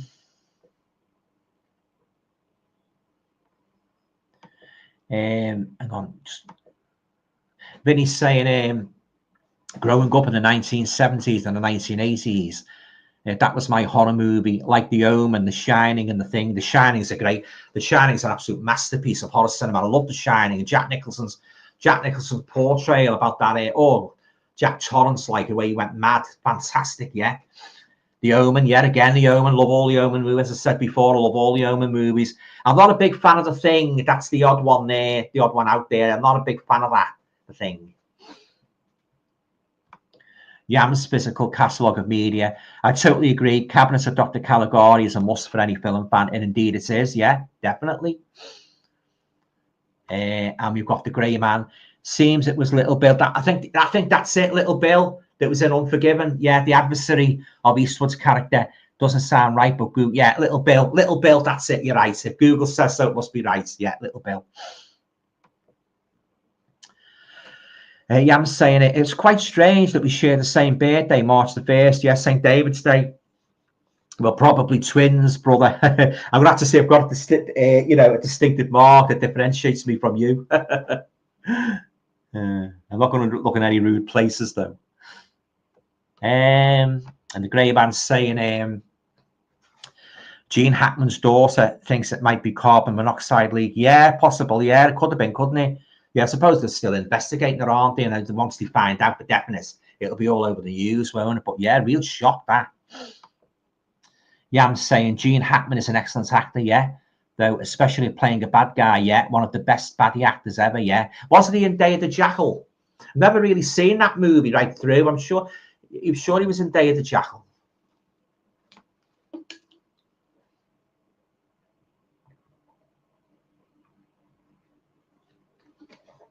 There's another movie I think he was in. One called A Package, about a military movie. Have you guys seen that? I'm sure he was in that one, The Package. He's made loads of movies though, hasn't he? Gene Hackman. Yeah, I'm saying I'm turning 30 on March the 1st. I wish I was 30 again. Hope you have a nice time anyway. Yam's asking me, what do you think of that Hitcher box set? I think it's gorgeous. It is gorgeous, but I didn't get it. I got just the plain, the ordinary one. I must admit, at first on the pre-order, I was like, ew, all this waiting for that. But in person, the set is absolutely stunning. Yeah, I agree. It's a nice set, but I bought the standard edition because, I think there was what was in that was the script in it. I didn't really want the script. There was a big book as well in it as well, wasn't there? So yeah, I passed on that. But I did buy the Texas Chainsaw Massacre luxury box set that was released a year or two ago, and I loved that because that's one of my all-time favorites horror films, the Texas Chainsaw Massacre. Love that movie, yeah. But I don't always buy the movie's got to be really, really good. And one of my favorites to buy the big chunky, the big chunky box set. It's got to be a real favorite of mine. So that's why I passed on the Hitcher. Although I do like the movie, it's not right up there as one of my all-time favorites. But I do think Rutger Hauer pulled off. He delivered a great performance as the psychotic hitchhiker. But yeah, I didn't get that special edition.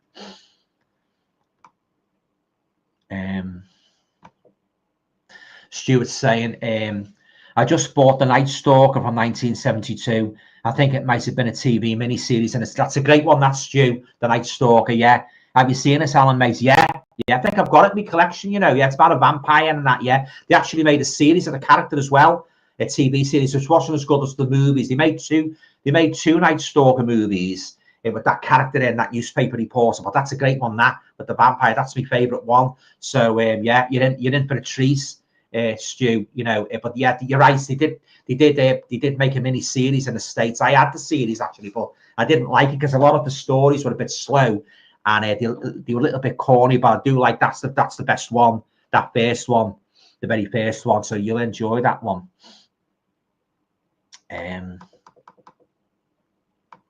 Yam's saying, hang on. Yam saying, did you pick up the Haxon Blu-ray set? I did, yeah. I haven't watched it yet, Yam. Also, have you seen Haxon? It's a great horror film documentary. Yeah, that's why I bought it, yeah. I've got the special edition in there. And with me being a writer of paranormal fiction, I'm sure there'll be some great nuggets of inspiration in that, for me to write new stories and that, So yeah, I've got Haxon there. I'll probably do a review of it when I've watched it, Yam. Yeah, I picked that up because as I've heard a lot of good things about that. Just waiting for some more comments, guys. Right, so I'm going to go until about 10:30, if that's okay. So I'll try and get through as many comments as I can. And anything you'd like to ask me about the new channel, horror movies in general, favorites all-time actors, anything at all, pertaining to the horror genre within reason. Yeah, please feel free to, you know, at some points, guys, I might not in the immediate future, maybe later on in the year, I might do a Q&A, a special questions and answers. So what I might do, I might invite all you guys to ask me a question and put them all together and do a big video of it. So yeah, so bear that in mind if it's a question you'd like to ask me. But anyway, as you know, when I do decide to do it, I'll put a thing up on my channel saying like, I invite you to ask me a question. And once I get enough questions, I'll read them all out in a special video. So yeah, so I've got that on my radar very much in mind.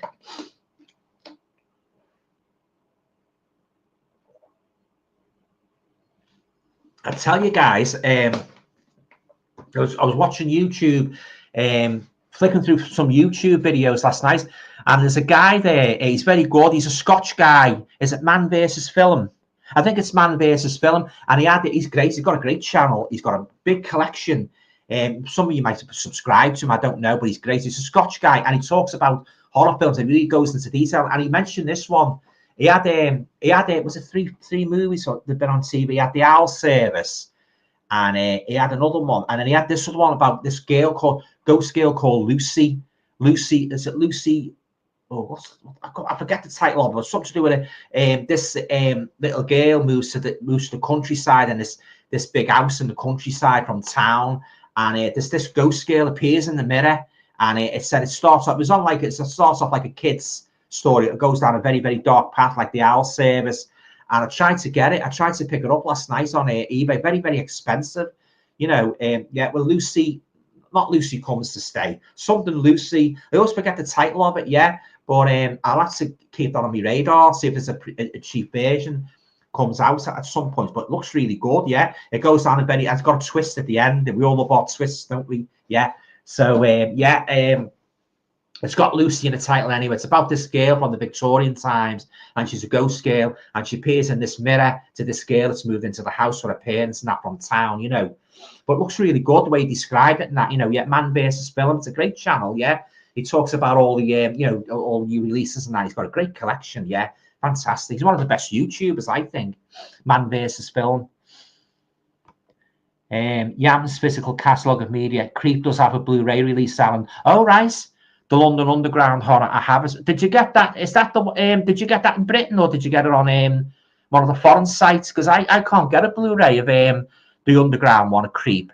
Yeah, let me know anyway, and I'll send off for that. I've only got the DVD at the moment, but I say I've got the Blu-ray of the other one where he gets the big video camera fella in to film him. I've got that. I've got the second size special edition. I've got that. But yeah, if you could say if you know, tell me where you've got that, I'll send off for it. I like that. I like that movie. Yeah, so just wait for some more comments, guys. But yeah, it's always nice, like when you know, a movie what you've had on DVD for years and years and years, and you've been longing for a Blu-ray release, so it suddenly comes out on Blu-ray. There's a couple out that spring to mind now, guys, but I would love to see. I would really love to see on a Blu-ray release. And uppermost in that category is The Shuttered Room. Great little movie. If you haven't seen The Shuttered Room, or if you're a horror fan, you've got to check that out. It stars Oliver Reed, Carol Lynley. She's a great actress here. Yeah, it's real. I won't tell you too much about it, guys. It's basically about this couple again going to the countryside to go to this house and that. It's got like a mill house and that, and something very nasty is in there. Yeah, but I won't say any more about it. But check out The Shuttered Room. You can still get it on DVD. I've got it on a 2-movie DVD with the other one. It's not the one with Pennywise in, the one with Roddy McDowell in from 1967, where he finds this big idol. I think they're doing some construction work, knocking a house down or factory, and it's this big stone idol from, I think it's from the previous century. And Roddy McDowell takes it back he works in a museum. He takes it back to the museum, and it's got powers and that. You wish something that comes true, but with very, very sinister consequences. It's a great little double bill. But I'll say I'd love to see that The Shuttered Room released on Blu-ray. A couple of other ones as well. I can't think of the titles at the moment. But yeah, The Sweet Sound of Death. I spoke about that many times. It's an old movie from the 1965. It's about this couple stopped by this graveyard and that, and they're wandering around the graves and that. And the girl, a very pretty girl, long blonde hair and that, you know, she says like to her boyfriend, whoever dies first, make a pledge will come back to prove there's an afterlife. And not long after, the girl dies in a plane crash, or we think she's died. I love this movie, guys. I say it's one of my favorites, and a very, very underrated movie. She's supposed to have died in a plane crash, but she died in a plane crash. So check out The Sweet Sound of Death. You can get it on DVD, but I'd love to see that on Blu-ray as well. Yeah. So there's two spoiler recommendations: The Shuttered Room and The Sweet Sound of Death. And if you include it with Roddy McDowell, is 3.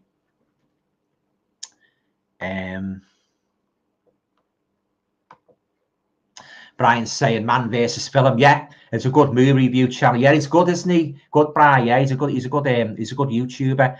I've got to go now. Hope you have a great birthday and Blu-ray. Oh, thanks very much, Brian. Yeah, thanks for stopping by, and thanks for the birthday wishes. And I hope you have a nice weekend and it all going well on your next live stream. I hope to see you back again. Take care, mate. Thanks for stopping by, mate. And we've got Yam again, and he's saying, there's a channel I've been watching lately, but I can't remember his name. He's about 50-ish, and he talks about ghost locations. I can't think of his name though. Yeah, I've watched loads of ghost channels and that. You know, of course, me being a paranormal writer, I'm very much interested in ghosts and ghoulies and things that go bump in the night. I've watched loads of them, women as well. There's been some good ones featuring ladies, you know, go on ghost hunts and that. But yeah, if I see him by sight, I most probably ring a bell. I can't. It does not. Nobody springs to mind from you know, going on your description. But I'm sure, you know, I have seen his channel. Yeah, I'm saying Umbrella recently released this. Thug done a box set of it, and they've done a standard one with a slipcover. All right. I've just sent off for one now with a slipcover. I like me cannibal movies, one called Cannibal Girl. I've got the DVD of it called Cannibals, but I noted that they've released the Blu-ray, but so I've sent off of that with a nice slipcover. So I can't wait to watch that on Blu-ray. Cannibal Girl. Tony Crosby. Hi, Alan. That was a Post story. Which one? The Shuttered Room. I thought it was a H.P. Lovecraft one. It was an Edgar Allan Poe. I'm sure it was H.P. Lovecraft. Oh, I'll have to watch it again.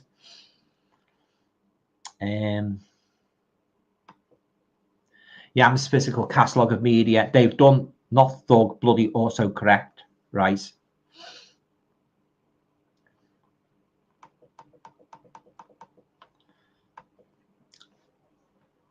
Yam's Physical Catalogue. Richard Felix is his name. Oh, Richard Felix from Most Haunted. Yeah, I know Richard Felix well. Yeah, I've seen him. I've seen him real actually in Liverpool in when he launched the book back in the noughties. I've seen him real. He's very, very good. He knows all about his ghosts. Richard Felix, yeah.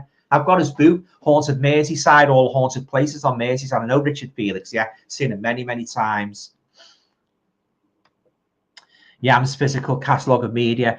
I recently watched a film called Sky Sharks. I've heard of that. A load of tosh, far too much CGI, terrible acting. Also, Tony Todd is in it, but not so good. Very sad about him, wasn't it? Tony Todd passing away, but it's not a good film. I couldn't rate it any higher than 22%. Yeah, there's another shark movie come out. I don't think I'll give it, you know, I think I'll give it a miss. The one where the airplane goes under the water, and yeah, the shark infested sea.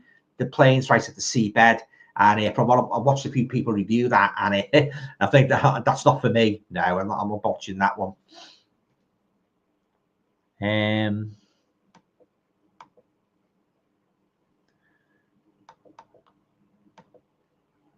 Yeah, I'm saying I've never heard of Cannibal Girls. This is any cop. Well, I've got the DVD of it. I haven't watched it for years, the DVD, but it's a good DVD. That's why I kept it in my collection. But I didn't know they'd done a Blu-ray of it, and I didn't know it had the title of Cannibal Girl. So yeah, so I've sent off for it. So I'll probably do a review of it when I've watched it. Yeah. Tony's asking me, have you seen the new Nosferatu? Yes, Alan. I haven't, so no. I hope to watch it though, and that I might rent it on Amazon and that, because I've heard mixed reviews about that. Some say it's good and some say it's a pile of crap. So obviously I'll reserve my judgments until I've seen it and that. But yeah, I will check it out, because anything to do with Dracula, Nosferatu, vampires, I'm there, you know. But I'll draw a line at Twilight, because there's nothing I hate more than bloody Twilight. I don't know about you guys. I can't stand bloody slushy vampires. you know, making them poster boys. I've said this before. I like me vampires to be really scary and ferocious and that, you know. I don't like these slushy, sloppy pin-up boy vampires. I think they've done a lot of damage, guys, to the vampire genre. You know, True Blood as well. That's another one, you know, big thumbs down. I like me vampires to be traditionally scary, you know, and it's good to see some horror producers starting to make scary vampire movies again. That's good, that. But yeah, I think Twilight done a lot of damage. Did a lot of damage to the same the Anne Rice ones. I think they did a lot of damage to the vampire. I'm not a great fan of Interview with the Vampire. I don't like that at all. You know, I like me vampires to be monstrous, like Christopher Lee. You know, and the guy who was in Salem's Lot, was it Reg Nolder? I like me vampires to be scary, you know, but yeah, I don't go for all this poster boy slushy rubbish. Yeah, I'm saying Nosferatu was a classic. Yeah, the 1922 one with Max Schreck, especially the part where you see his shadow creeping up the. Oh God, that terrified me. That when I was a kid, watching him go up the stairs, you see his shadow going up the stairs and that, like sort of like going up quick, like gliding up the stairs and that, you know. Yeah. There's been quite a few scary stair scenes, hasn't there, over the years, guys, you know, involving like going upstairs or going downstairs. I can think of one particular one involving a little girl going down the stairs on her back. I think you know the one I'm referring to. Yeah. Tony Crosby, Vampires in the Daylight, just as bad as Coppola's Dracula or the new BBC version. Yeah. They messed around a lot, guys, with the Vampire Legend. I think they've done a lot of you know, doing it their way, and it doesn't work. Even excuse me.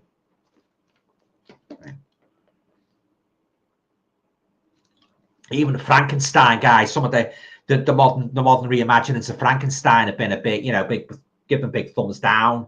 Don't like them at all. The best Frankenstein films for me were the ones with Boris Karloff in, Peter Cushing.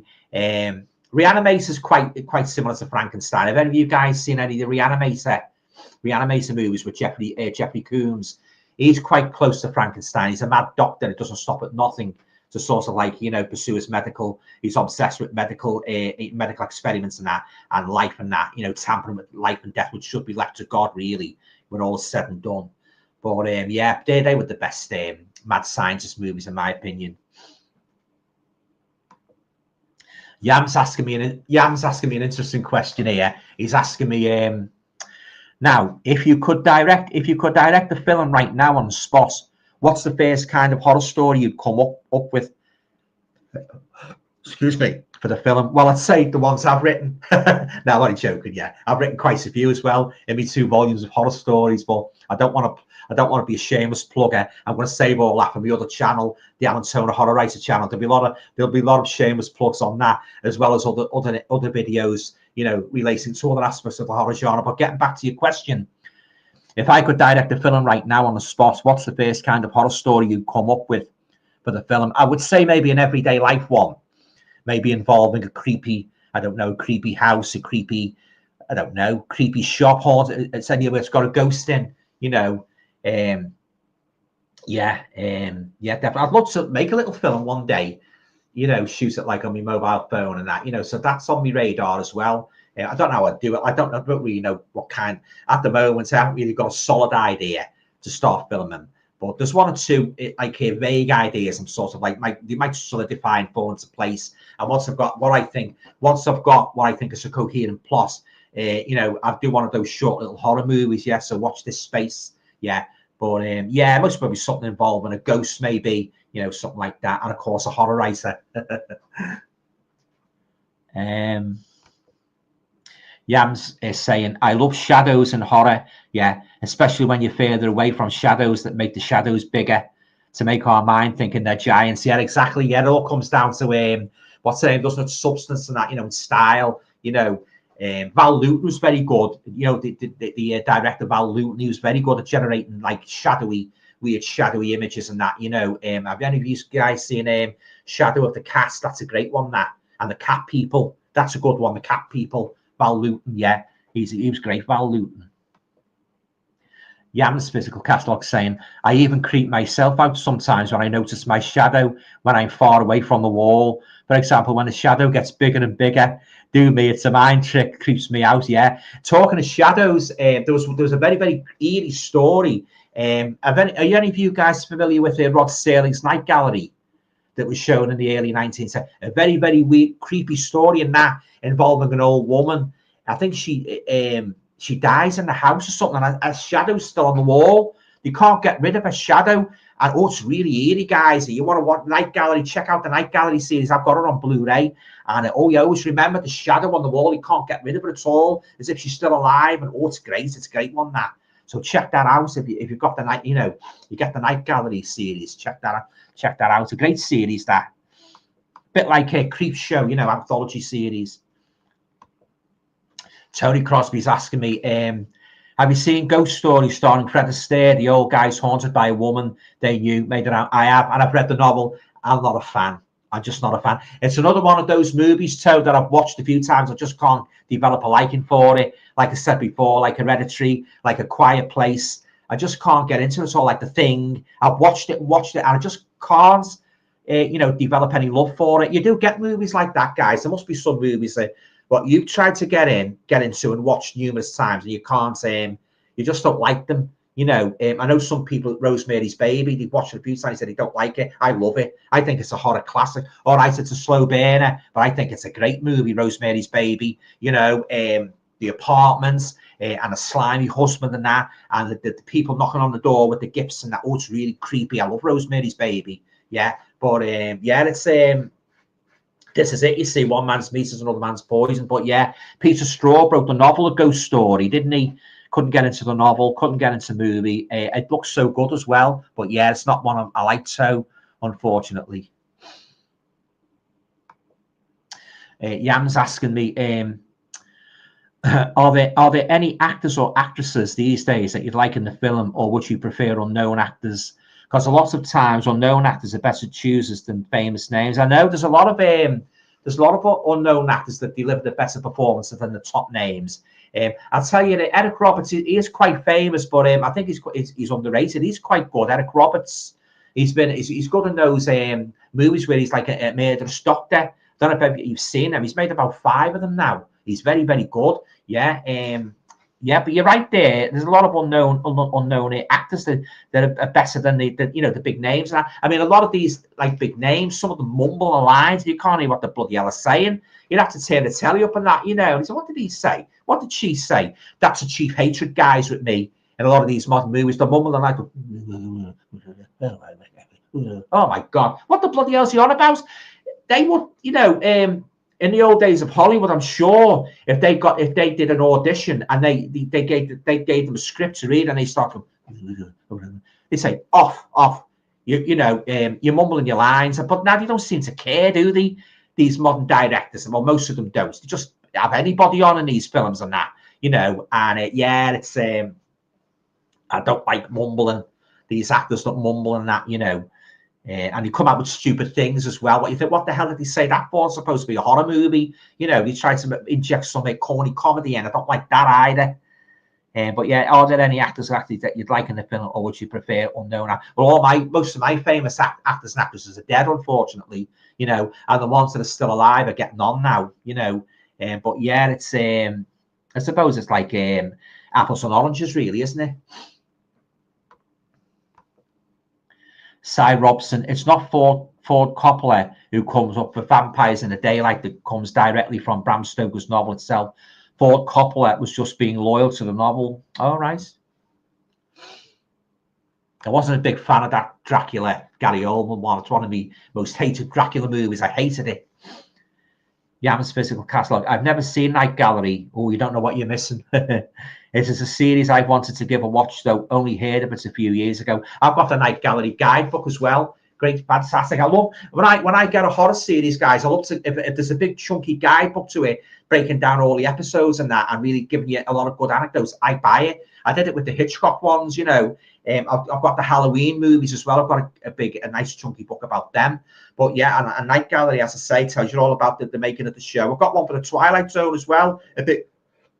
excuse me, a big chunky book, you know, all about the Twilight Zone. But yeah, I'd say check out Night Gallery, especially the first couple of series. The first episodes are great. Some of them are a little bit hit and miss. You're not going to find every single one that's good. You get that all the time, don't you? Like Creep Show. But I would strongly suggest you add the Night Gallery to your collection. It's a good series. Tony Crosby saying, worth buying, Yam. It's marvelous TV, yeah.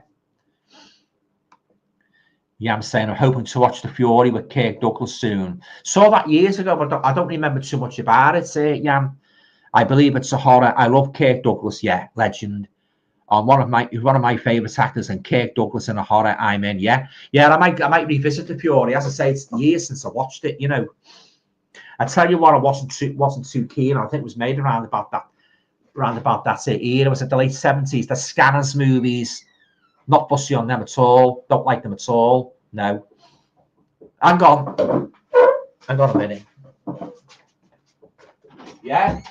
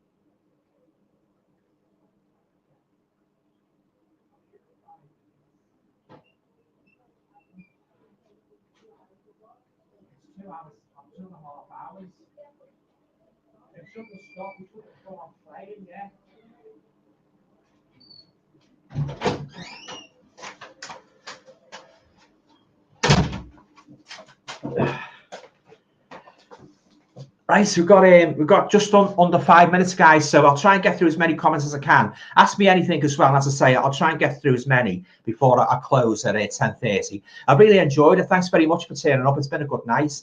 Right, so let's go whiz through what we've got here. Yeah, I'm saying, I think another reason why big names don't always work with ting roles is because we're used to seeing them as a particular character, so we aren't convinced with them being a new character. Yeah, good points. David GPS, hi Alan, new Nosferatu movie was rubbish. I've heard a few bad reviews of that, yeah, but yeah, that's I can't really pass judgment until I've seen it myself, so I'll check it out. Like Tony Crosby, I have guidebooks for classic comedies. Yeah, I've got a couple myself. Abbott and Costello and that on the buses. Like Are You Being Served and LOLO, Batman 60s and The Goodies, marvelous shows they were. I grew up with all of those shows, so I agree with you.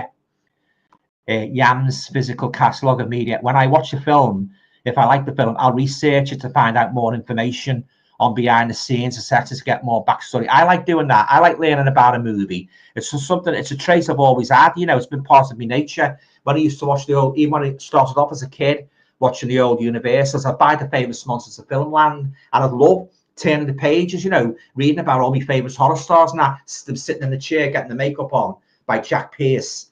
You know, the most famous makeup artist in Hollywood at that particular time. He did the Wolfman, Frankenstein, and that, you know, often painstaking hours and hours in the chair, having to get the makeup applied and that, you know, they had to drink through a straw and everything and that. But yeah, I love all that. That's why I like to get the special editions, guys, and the Blu-rays to have all the extras on. That can just, once I've watched the movie, I can plow through all the extras and that. Love it. Vampire Jack, going to disappear. Happy birthday, mate. And I said, oh, thanks very much, Vampire Jack. Yeah, and I hope to see you at the next live stream. Yeah, cheers, mate.